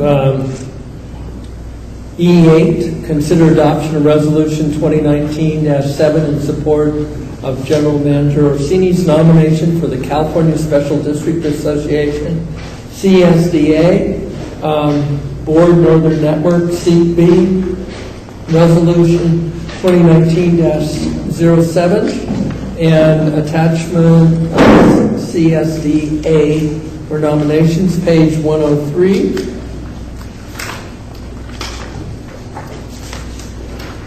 And perhaps I'd call on Emily to present, just because it's more graceful since it's about Greg. But and subject to board discussion and public comment, I move to adopt item E8. Is there a second? I'll second. Does anyone desire a staff presentation, or is the packet good enough? Okay, I'm going to declare the packet good enough. Anyone from the audience? Let the record reflect there is no one. Can we please have a roll call vote? Can we just have closing comments from the Yes, you certainly may. Okay. Thank you very much. Who are you in? Good enough. And I think we're lucky to have you, and lucky to have the level of leadership recognized by the state that you've shown. So I very much appreciate it. Very happy. I question my sanity every time I jump in the car. Well, I'm glad you question it there rather than coming to our board meetings. But maybe you're more diplomatic. Okay. Director Barsanti, Yes. Director Burke. Aye. Director Couch. Yes. Director Mayo. Yes. President Corbett. Yes. Okay, next item is initiate process for general manager's performance evaluation, presented by Emily Abfalter, board secretary. As noted in the board policy manual, the board shall conduct performance evaluations for the general manager annually on the anniversary of the general manager's hire date, attachment 1. Simultaneously, the board should request 360 evaluations from department heads. During an open and public meeting, the board president will select one board member to consolidate all 5 board member and 3 department head evaluations. Once a member of the board has been selected, a schedule should be established, which includes date to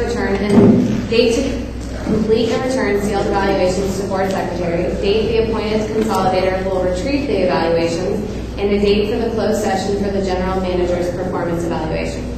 At tonight's meeting, you all received an envelope with a blank performance evaluation in it to return once you have completed. An electronic version of the evaluation form is available if requested. The board will fill out the evaluations and provide them to me at the district office in a sealed envelope in accordance with the schedule.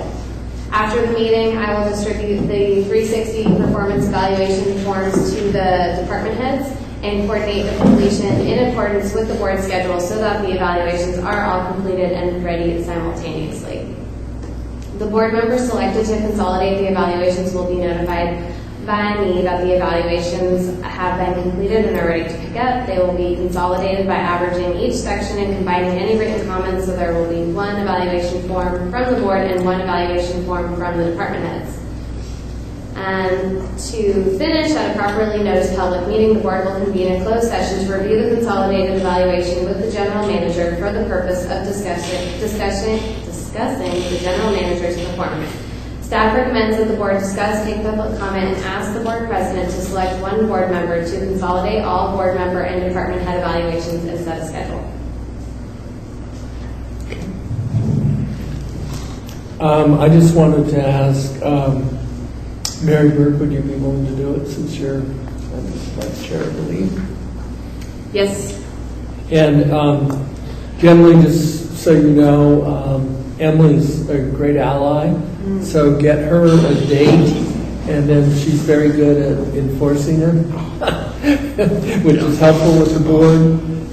And then typically what we do is we write up all the responses, and the net amount. Do keep separate the staff 360. Those are advisory, and only the board makes the final decision. We've always had, I think, pretty good success in incorporating things, and it has been, I think, helpful to the general manager when he's read those, of seeing closer viewpoints, and he's always been, I believe, amenable to getting those suggestions from staff. Feedback's a good thing. And then when you compile them, if you get them to Emily, she'll type it up in one document. We've not had a problem for a long time, but I've done a lot of evaluations. If you have one person who has F's on everything or one person A's on everything, probably, you may want to comment on the overall or the consistency of numeral scores in between those two extremes. But we're just trying to make sure people are doing their job and giving an evaluation. We want to make sure all comments are heard. But I have run across that on some 360s over the years.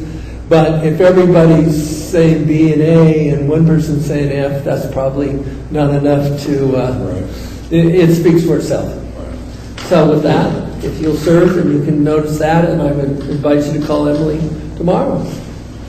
And then I do want to tell board members you have to cooperate with this process because it's hard to coordinate everything and get it done.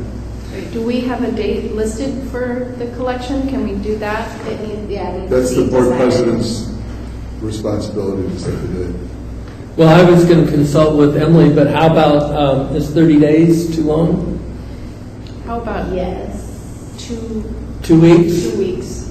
I I think if we maybe work backwards from the date you would like to hold the closed session to discuss them, and then how much time Mary will need to manage. So how about can we get comments, can we get these filled out in a week? I know 2 of them I think have already been done. We had them in the packet. Okay, well, I like them done quick, done early. I was going to say done often, but that's not appropriate. But I'm willing to do it a week. David, are you going to be able to get it done in a week? Sounds fine. Okay. Could we have them ready for next meeting?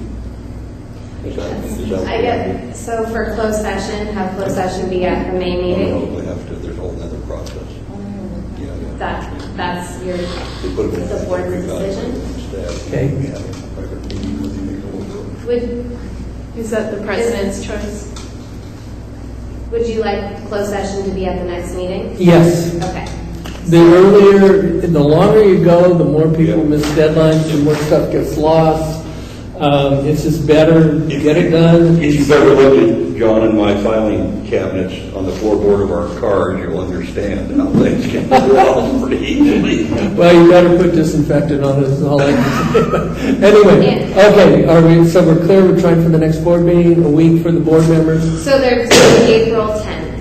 Okay, and then out right away to staff so they have a proper opportunity to make comments. And like I said, I actually think staff comments are a very valuable part of the process, so I hope they feel free to. How long does staff need to produce the 360s? 7 days. 1 week? Okay. We're That was already moving. decided.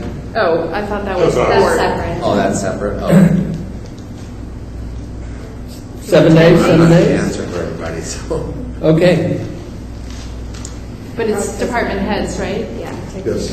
yeah. And then for this purpose, and this purpose only, the board secretary keeps everything confidential. Obviously not shared with the general manager, obviously not shared with other employees. They're in this time period for this narrow subject actually working for us directly. Okay, we set to go? Well, I'm not sure when we can meet, because we will need all items collected. So will you either let me know when you have, okay. Yeah. Well, yeah, yes. Does that work?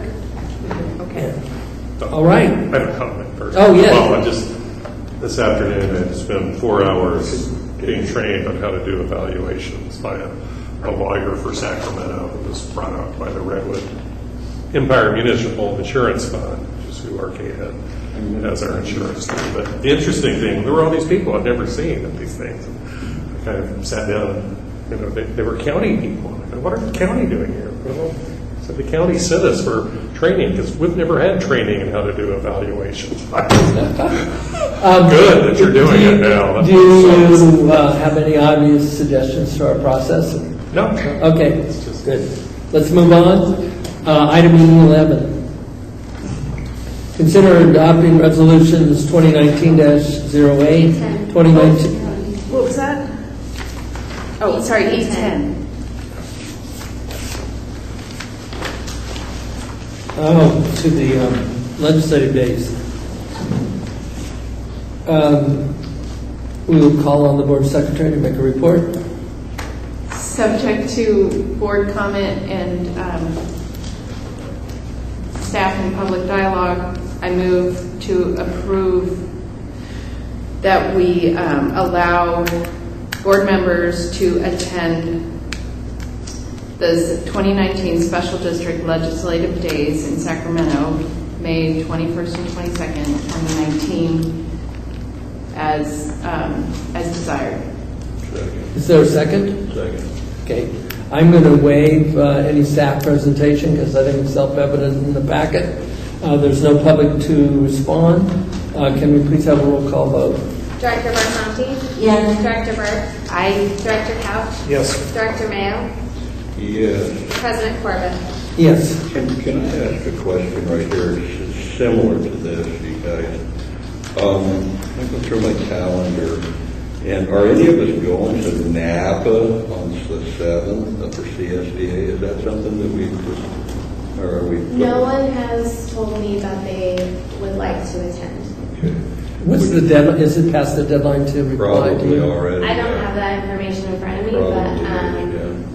And then the next one was way down south. so Shell is going to the one in San Diego. That is actually Monday. She will be there. Monday. What day is that? Monday, the 8th? Yes. Monday the 8th of April. April. See, we had, okay, so we had the 7th. There's still time for those that want to go to Napa. I don't want to, but maybe I do. Are you going to that? No. Are you going to the one down? So which one? Are you going to one that shows? No. I'll send out another email about the one in Napa. Mine's not, I'm going to be gone for Lake Shores. I've also got the General Manager Summit, planning and stuff for the board. So I'm sorry, this one kind of slipped past me, but we have to do that, you guys. So. I'll send out an email tomorrow. But I can't make it to this one. It's too short notice for me on the 7th. Right. It was recommended that Napa was the preferred. Yeah, because it's closest for us. Right. Saves us a lot of dough and everything. It's a lot better venue too. Yeah. Good one. Well, if it's still available, maybe. You want to let me know tomorrow? Yeah, I'll email Okay, them thank you. Okay, I'd like to know as well. Right. Other board members are encouraged, but I think we really ought to do that outside the meeting. It's just the one day, correct? Or is it Saturday? No, SDLF is 2 days. But if we went down Saturday and if we'd only have to stay one night, we could come back Sunday. Okay. So,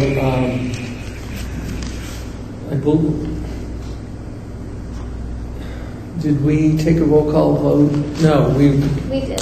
We're done with that. Yeah, okay. So we're done with this item.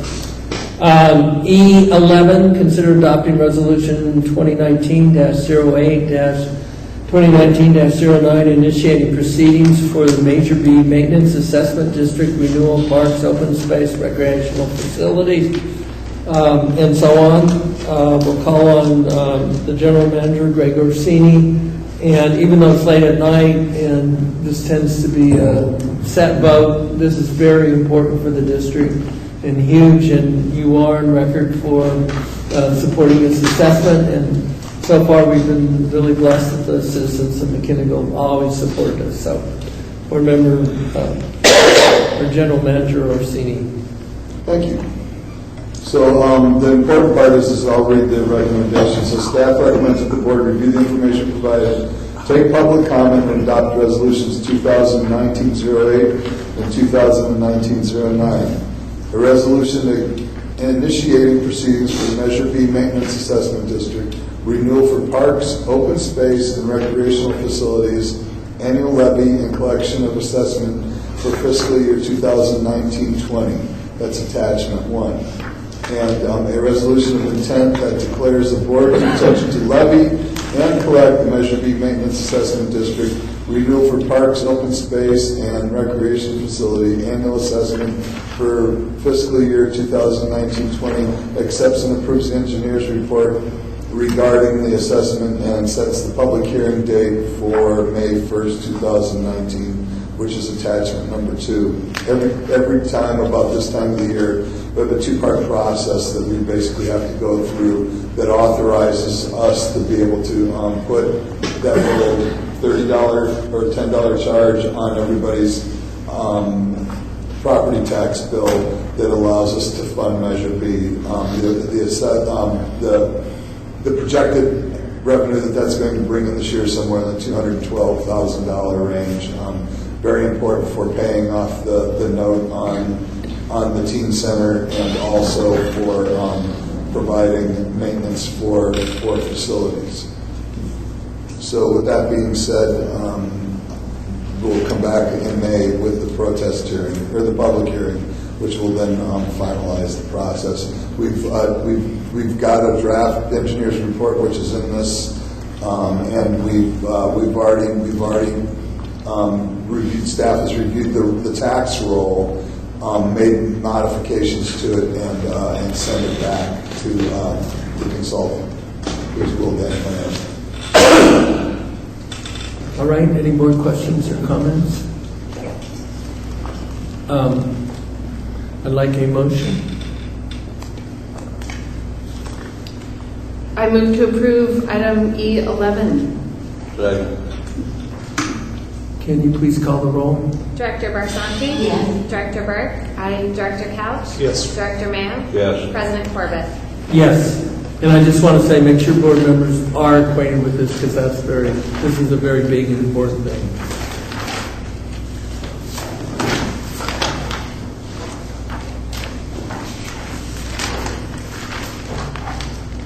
I believe the next item, just 1 second, I lost on the agenda.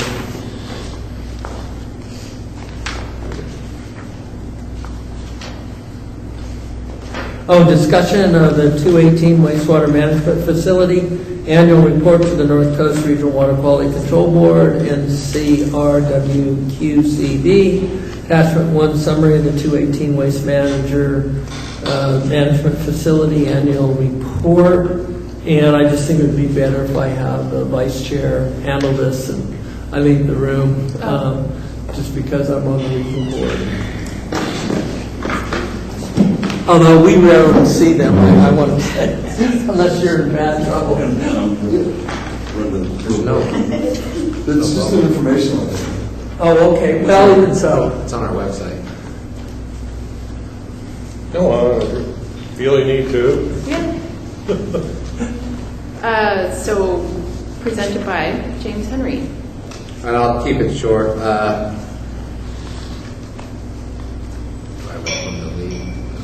No. The district reports annually to the North Coast Regional Water Quality Control Board by February of each year. The report reviews performance of the treatment plant for the past year, the progress of any projects, provides detail of our required discharge testing results, makes note of any compliance failures, and provides a general discussion of performance and future expansions or projects. In short, the district was in compliance throughout the year with all testing. District started their new 5-year permit during 2018 that came into effect on November 1st. The board will see in the attachment that the annual report covers both permit cycles. So you'll notice by the WQ or R1 talks about the last permit or the current permit. In the report also displays the Title 22 engineer's report along with the project completion report. The complete 137-page report can be viewed on the district website or the district office. The 10-page summary is attached as pretty much just a summary of the 137 pages. Thank you for not including 137-page report in each of We're our saving packets. paper. Yes. Any board comments or questions? So is this a full year of the new plant now? No, this is, we took over, yes, full Yes, year it of is. the plant, with the new plant, full year, but not a full year of the new permit, yes. Great. Good job. Any further staff comment? And let the record show that there is no public to comment. And it's an informational item, so I'll just check again with the board. Seeing no indication of comment. I'll let you have a comment. Oh. I saw that you guys are going to have a tour in May. Yes, CWA, we're doing it through our CWA, they want a tour. Yeah. So we're hosting one, so you're more than I was welcome. going to say, you might open it to the public in case anybody from the public wanted to come. I don't know if that's a good idea. I was trying to, the question came up during our meeting, and I was trying to keep it to no more. We had a tour with HSU students. There was 26 of them. It's a pretty heavy tour. I like to keep it below 30, because even 26 was hard to manage because they're everywhere, and you got to keep an eye on them. But we're trying to find out Hit them the week before. during our meeting was how many CEWA, because they send out a mass email. Yeah. We don't know how many people are going to show up from the CEWA because it's not RSVP. So it's like, do we reach out or not? Yeah. That was where our thought process was. That was I don't know what we got showing up yet. Right as of now, we should have done an RSVP status to get a count.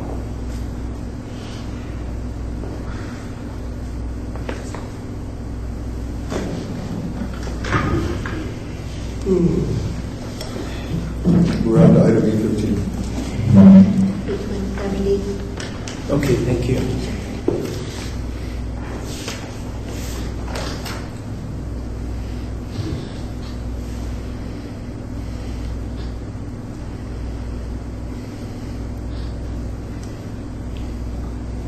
And has the board made comments and questions? Where are we? Yes, we're Just We're waiting to do item E13 to start. But you're going to have to. We might have some break going on. Yeah. Okay. Well, we got three. We got a quorum. Another quorum. And I don't guess there's anything going on with that. Except for since this is the hazard mitigation grant, and I would very much rather that it was approved by all 5 board members. Okay. As opposed to 2 absent and 3 approving. And we're already through E15.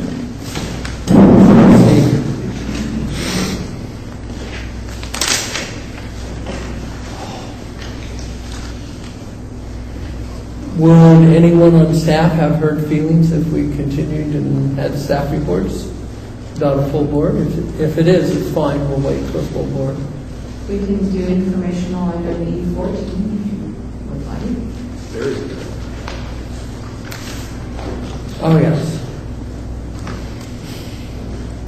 It's not even that complicated. Oh, we got a full board? We'll wait another minute.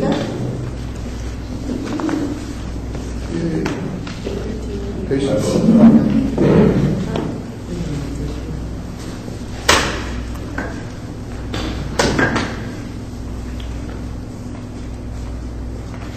Okay, we're on E14.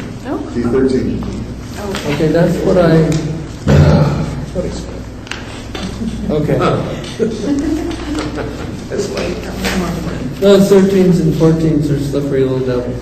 Okay, we're going to go approve resolution 2019-10 authorizing general manager to execute hazard mitigation grant letters of commitment for grant match and maintenance for the Nevada River water main crossing projects.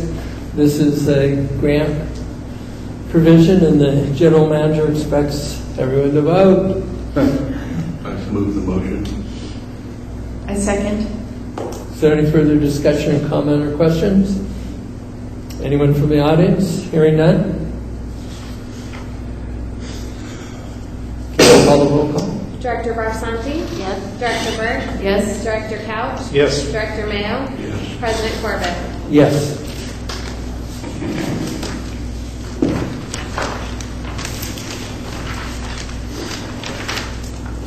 E14, review format change for utility bills. We'll call on Colleen Trask, Finance Director, type action none. So she's presenting to us our new bill so we can allegedly understand it and explain it to others.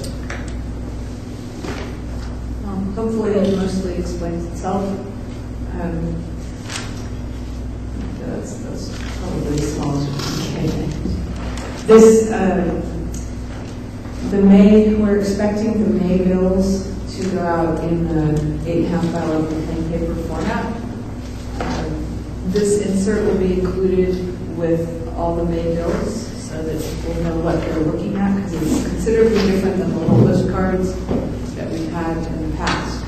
The top of the bill will be a separation, just a detachable payment stub. There will be return envelopes.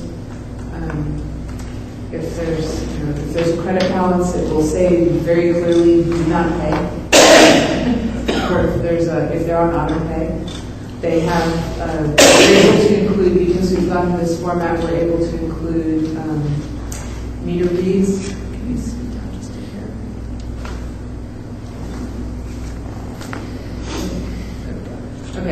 So we can see, prior meter read, current meter read, and usage for the past 12 months, and current usage. That's, people often find that helpful. They come in and say, wait, why is my water bill so high? Well, it's the same as last month. What changed? So basically, this is it. We just put a mock-up bill on there and put a bunch of explanations as far as what's on the bill, so that people can figure it out. Hopefully, that will be useful. Questions?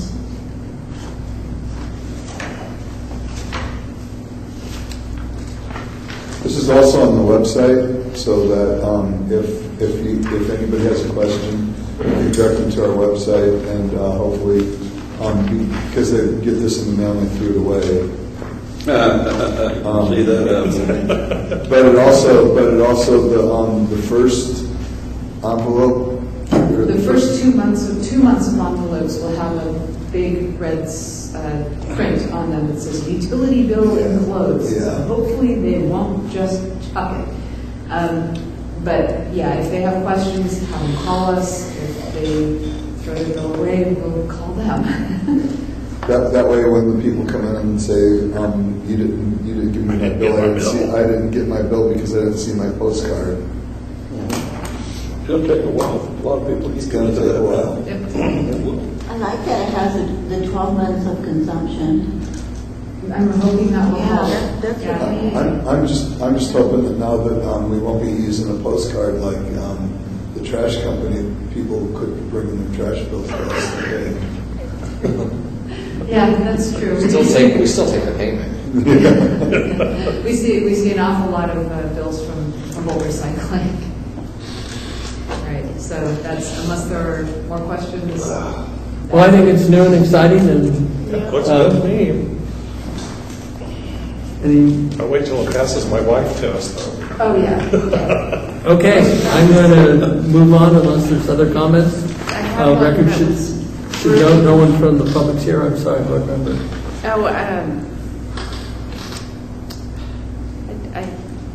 Looks like it escaped me. Thank you. Okay. There's coffee over there. Yeah. Okay. No, it's right there. We're now to, I believe, Reports. Wow, did we make it to reports? yes. Recreational Advisory Committee, Couch Mail. Not me. Okay. B, Area Fund already delivered report, John Colstead. Redwood Region Economic Development, Mayo Barsante. We had a meeting, and I am going to my first loan meeting on the 9th, and that's going to be fun. And this Friday, there's the April Housing Luncheon. Redex April Housing Luncheon will be at the Jefferson Community Center from 12 until 1:30, and they're going to be talking about all kinds of economic development stuff, wind construction, career technical education, Humboldt County Office of Education, construction technology from College of the Redwoods, program coordinator for Humboldt Correctional Facilities, and if you want to go to lunch for free, you can do that. So, You get out. and also, you guys, the League of Women Voters luncheon is Friday, April the 12th, and it's always a real good deal, the community thing, and so if anybody would be interested in that. Where is that? It's always at the Adorney Center. And it's League of Women deal. So. Okay. McKinneyville Senior Center, Barsante Burke. I had a real hard time getting in touch with Kendra, the director. I would ask her when the meetings were going to be, and she would tell me. so she was kind of being off-putting. And I just wonder if maybe, Mary, did you get to go to the March meeting? Because I didn't make any of them, because I didn't know when they were. Were you able to attend any of those? No. Okay, so none of us have gone at all? Yeah, you haven't made contact with Kendra thanks yet? Thanks to you, and I did, and I sent an email, and Emily helped me, and I got a hold of Kendra, and she apologized, and Monday I went with her to lunch, and she gave me an orientation, and then I know the director, so. Elena. Yeah, Elena, David. I know her real well, I Yes, sense her wonderful. optimism and everything, so I think that'll be a good connection, so she's gonna get with me when her mom gets a little better. Yeah, so, but Kendra is resigning, because she has family obligations, so I guess they're gonna have to find a new director on me first. Yeah, so that's kind of what's going on. So nobody made any of the meetings then, huh? No. Okay, yeah, all right. I imagine that might have been the focus of the meeting. I tried really hard to find out when they were, and I finally found that they're online, so I can find out where to go and everything now. So thank you. Thanks for she was nice to email me too about it. Yeah, thank you. I don't know when the executive committee meets, but the board meetings are always the last Monday of the month at 10 a.m. Thank you. That's right. You go too, huh, Leslie? Yeah, thank you. I should have called you. I was out of town, but Kristen okay. Besser went in my place. Thank you so much. I appreciate that.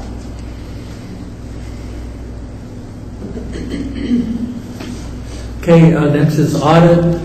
There's no meeting, but I'll probably schedule an audit committee so we can go over retirement with Board Member Barsante and also get a progress on our summary letter to the board to accompany the budget.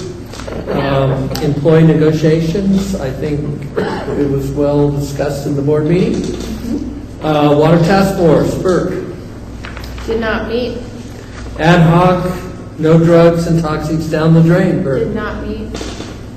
McKinleyville Municipal Advisory Committee. So the Municipal Advisory Committee, let's see, so we did not meet at the end of the month. The county came in and did Humboldt County Roadshow, which was a lively discussion they had in sort of 4 topic areas: health and safe communities, a healthy environment with robust infrastructure, resilient and thriving economy, improved county government operations. And they put out this great strategic framework, which I imagine they still have print copies of. And as always, the roadshow is a great format for getting to meet all the department heads and having dialogue. So that was this year's, and last year was just as exciting, fun to be there and talk to county. And let's see, in the middle of the month, we had a special meeting. I'm sorry, I'm having a hard time going back in time, but we it were... was on the 13th. It was on the 13th. Yeah, and it was... right, we did was it the one on language, on the zoning language? Oh, it was the zoning, yeah. Zoning language, right. The general plan update zoning language. Right, so the meeting, the county staff did the best job they could to try to get the Municipal Advisory Committee to focus on the language in the general plan, to provide comment on the language. I'll just say the community showed up in great force, tended to want to talk more about process than the actual language. The county, can foresee that. They had different avenues to communicate about language, but the one action item that the Municipal Advisory Committee did put forth was to include a clause in the town center mixed use zoning to allow that the community plan ordinance writing can provide can supersede the general plan mixed use zoning. Yeah, the mixed use, the text in the mixed use is woefully inadequate, and so as part of creating the the ordinance, the town center ordinance, crafting the mixed use, urban mixed use verbiage will be part of that process. I'm good. Was that? Thank you, yes. And then the phrase supersede the general plan was probably just the wrong phrasing. Okay, Yeah. yes, thank you for So rephrasing. I want to comment on that big meeting just for a second. If there are, Speak up. I'm Oh, yeah, done okay. with my report. Thank you. I was incredibly disappointed in that meeting. It was a complete waste of time for everybody. The staff wasn't prepared for the meeting. They didn't have maps that had legends on them correctly. But you're talking the zoning language. Yeah, yeah. And whoever can help with those 5 or 6 individuals who continually want to relitigate the election and why Simpson Timber Company gets to do anything Green Diamond in the community. It would be really nice, or tell them that the meeting's a different damn day so that we can actually talk about the process that need to be talked about. That meeting was a complete waste of everybody's time. There was nothing that got accomplished in that meeting. It was horrible. Well, other than the town center, the mixed use. Well, they talked about that a little bit, but I mean, you know, we were there to talk about zoning, and it just didn't happen. My observation is a lot of the people there are new to government, and they have to be trained. John, these are the same people Okay, that well, attended these meetings. you have to. I think when I was there in the McMack, a lot of them had to You be weren't at this trained. meeting. You weren't at this meeting, John. You weren't there. I know. I'm talking about 2 years. I have noticed that they don't have a huge familiarity with government. There is a huge training process. It took over a year to get them to realize MCSD even existed. Having said that, I'm not going to argue about it tonight. I'm just, okay, I'm not arguing, I'm just telling you a fact. These are the same 5 or 6 people that have been at all of these meetings for the last 4 years. And they act like they've never heard of, and they want to just relitigate the damn election. Okay. I want to move on. It's just ridiculous. Anything else? That's all. Okay, Cornerstone Committee, Couch. Well, I got to meet with the planning committee for the Vines by the Sea this morning, which is kind of the offshoot of the Cornerstone Committee, because it was supposed to be a fundraising for the Boys and Girls Club. And so the Cornerstone Committee is kind of me and Ryan Sundberg, and we're both involved with planning now for the Vines by the Sea. So that's coming up May 4th, and they need sponsors, food and retail vendors, volunteers, participants. I was the only board member that went last year, so challenging you. You're the only one that went? Vines by the Sea? Oh, yeah. The fundraiser for the Right. or for the Boys and Girls Some Club. political obligations for the board other places. So. Dr. Now, Bill was there. if we do have the opportunity to go, we'll have to flip for who's the designated driver. Well, I was going to say, maybe the teen center should say, hey, we should provide some designated drivers. Not a bad idea. We have 3 more, or 2 more, or 3 more every week from now to then. We got a meeting. So. 3 more meetings. We're not meeting next week. Any further comments? K, Groundwater Sustainability Committee did not meet. Humboldt Local Agency Formation Commission, Couch. So we did have a meeting. There wasn't any real business. It was more of a seating new members type of meeting. So let's see. Paul Bettino is a city representative now, and Mike Wilson is the alternative county representative on the board. So we got seated, and there wasn't any real new zoning type stuff. There's going to be some interesting kind of reviews of some of the smaller service districts around here in the future, like the Jacoby County Community Service District, who basically has a contract, and the city of Arcata runs all their facilities for them, and they've been very remiss in their organization because they don't really have to do anything. Dave, is there a possibility of you running up the flagpole there, wherever it may go, our issue that we're working on here, relative to that? Well, I could, just ask, throw some maybe. yeah, I mean, I kind of think that, we're not really at the point where LAFCO should be involved in it. Well, I'm not sure that there's any preclusion of any of that information. Yeah. I mean, as an example, we're taking a fair amount of time with the new community service district for, what's the name of the town at the end of the Samoa? Oh, Fairhaven. Yeah.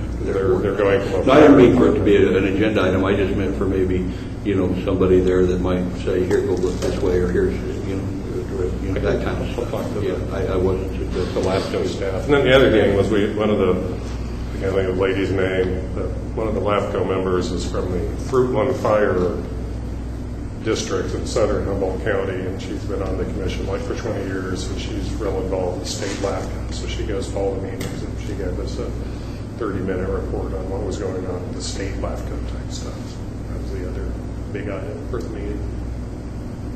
Okay. Any further comments or discussion? Staff reports, support services. Okay. I would like to just run through the thing that happened in March briefly. And that would be that and I told you guys that we're consolidating billing cycles the last couple of board meetings. Well, when we went ahead and scheduled to do that in the beginning of March, so we made that adjustment in March, and what happened was that customers from cycles 3 and 4 ended up with short bills. So they got a bill in February, and then they got a bill at the beginning of March rather than in the middle or the end of the month, where they usually do. The printed notices, a bit of a glitch in the printed notices went out a little later than anticipated, and so we had a fair number of phone calls from people in cycles 3 and 4 going, "What's going on? I just paid my bill and I just got another one." We had a few who said, "Why am I getting actual base charges? You've only charged me for a week. I should only have to have a week's worth of base charges." We carefully explained to them on multiple channels and in multiple ways that that was the only bill they were going to see in March. They were paying the base charges for the entire month, not just for the 7 days of usage that showed up on their bill. Most people were perfectly clear on that, and they were fine with it. They totally get it. They like the idea that we can read the whole district in 2.5 days rather than having to read 19 routes in 4 cycles over a period of a month. But of course, there are other people who, it's a change, we've got to freak out, or it's the government, they're cheating us. So the main thing that you guys need to take away from this is that there are exactly 12 base charges that will be charged to McKinleyville customers for the year of 2019, and there will be exactly 365 days of usage charged to McKinleyville residents for 2019. There are no additional charges, there are no duplications of charges. That's the important thing for the 5% of people who are still kind of bewildered by the whole thing. We are now into the first week in April. We are doing this again. And people are starting to, everybody's calm, much calmer now. And it's like, okay, we've gotten through that thing. We still get a few questions, but that's all right. Late charges and lock notices have been suspended until we have, for the duration of the transition period, until we have a full 60 days before we start. We did send out phone calls for people who are like 3 months behind on their bill. So we've gotten a lot of those payments in, but we're not locking anybody. and we're not telling anyone that, but we're not actually going to go lock anyone until we get into May, and we've had 2 full cycles of the bill, so no one's affected in the lock list by the short billing period in March. Does that make sense? So I think those are all the fun things you need to know. And I will happily answer any questions. Letters went out to everyone. They just went out a couple of days late.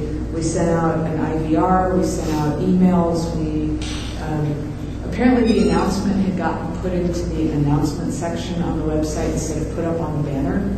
That got moved. So everyone goes to the website and sees that. So there it is. And questions if you have them. Okay, any questions or comments? Operations Department, James Henry. I have nothing to add at this time, but I do have an apology.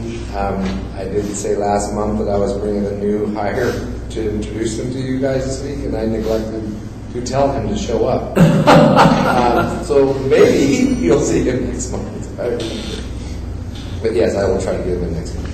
Thank you. Parks and Recreation Department, Leslie. Nothing further to add. Okay. General Manager, Greg Orsini. Thank you. Nothing else to add. Thank you.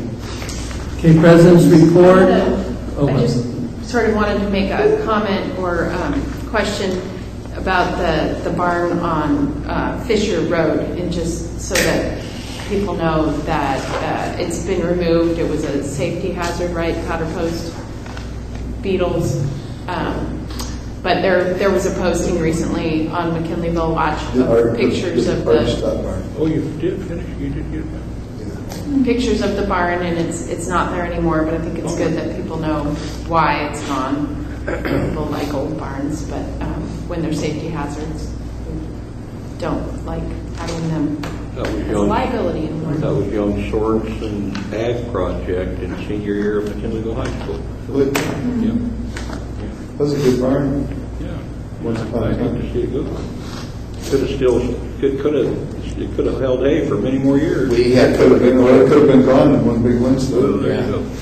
It was. I'll say this: we've scattered a lot of wood in there to keep it standing, and all they had to do is breathe on it down. You get up on top of them bales with the baling twine and tie it to the rafter, see, and that kind of holds it together. Yeah, but then you got to go and cut them off when you want to take those bales out. Or remember to do that. Yeah. You do that. Yeah. But we put a lot of. Did you ever get those last 6 big bales out of there? Or were they still sitting there? Tractor or Suburban? And No, there were 6 bales. big bales still sitting there that were from like 2 years ago. They're finally gone. Okay, we're going to move on. President's Report. I want to put on the agenda a review of our Coho project, just a general overall review, any delays, permit, timing issues, so that we get caught up to date on that.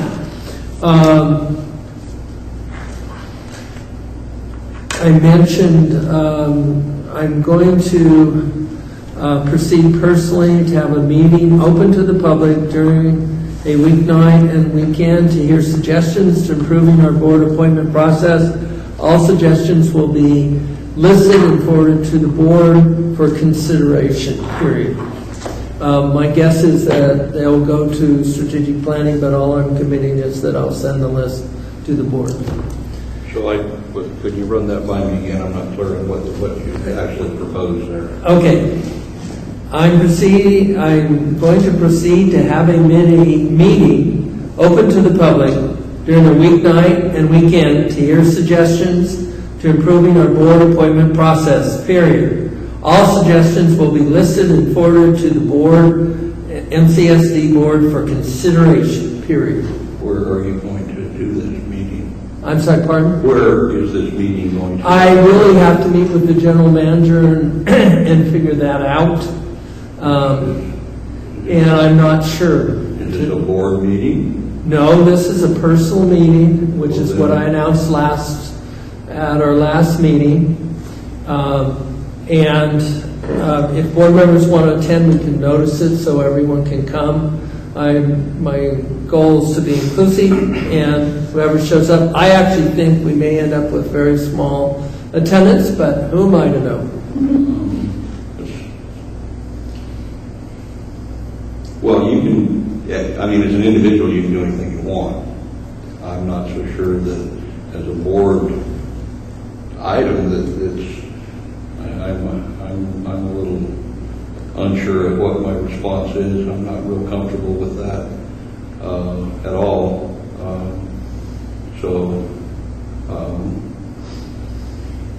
I'm curious what you're thinking of behind that, just to do it by your... Well, first of all, I announced it at the last meeting, whether it was a good idea or a bad idea.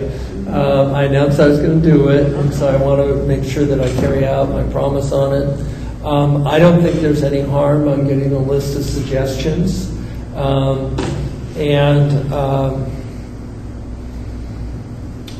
It will be made in a list going to the board. That doesn't commit the board to any action or response. It just says they will be informed. It was set up that way deliberately to give the board some space from my doing this, which is appropriate, I think, from all different sides. And so that's what I'm trying to do with this. Thank you. Well, I still have reservations about it, John, but I mean, as an individual, you can do whatever you want, and I wouldn't ever try to preclude that, at all. Right. But I don't see what the nexus to our board is, how the board can have all the information that may have been talked about that's relevant for some kind of a subject. I'm not sure what the subject even is. The only subject is if people want to suggest changes or additions or subtractions from our board appointment process. Well, nothing else. That's not the way to do it then, absolutely.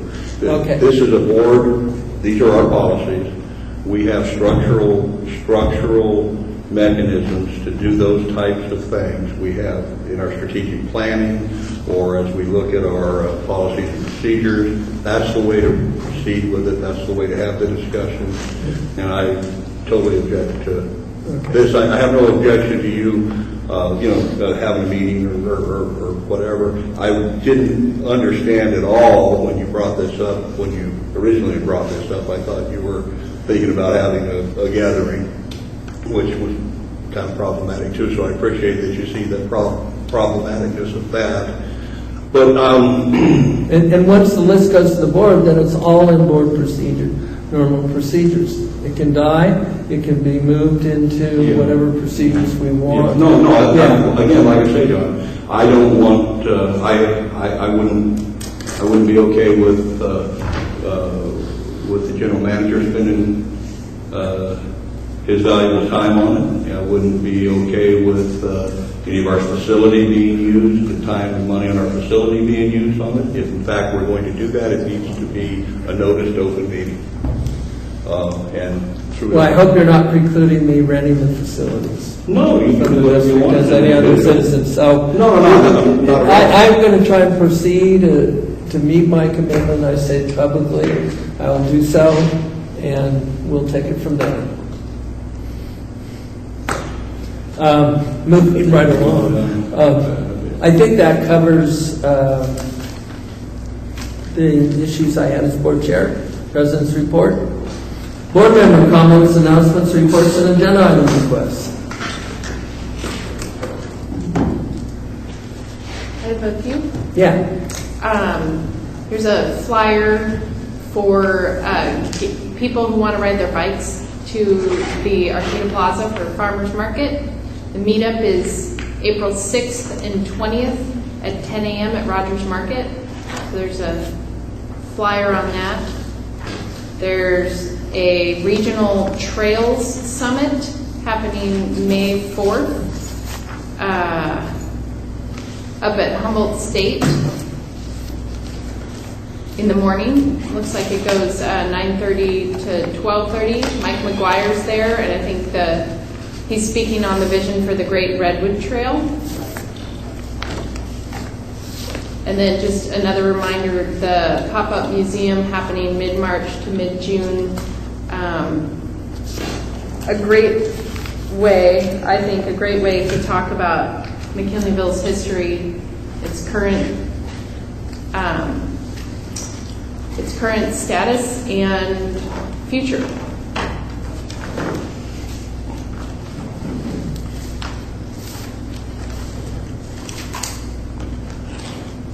That's all I have. Okay, any other board comments or suggestions? Okay, hearing none, I believe we're at adjournment.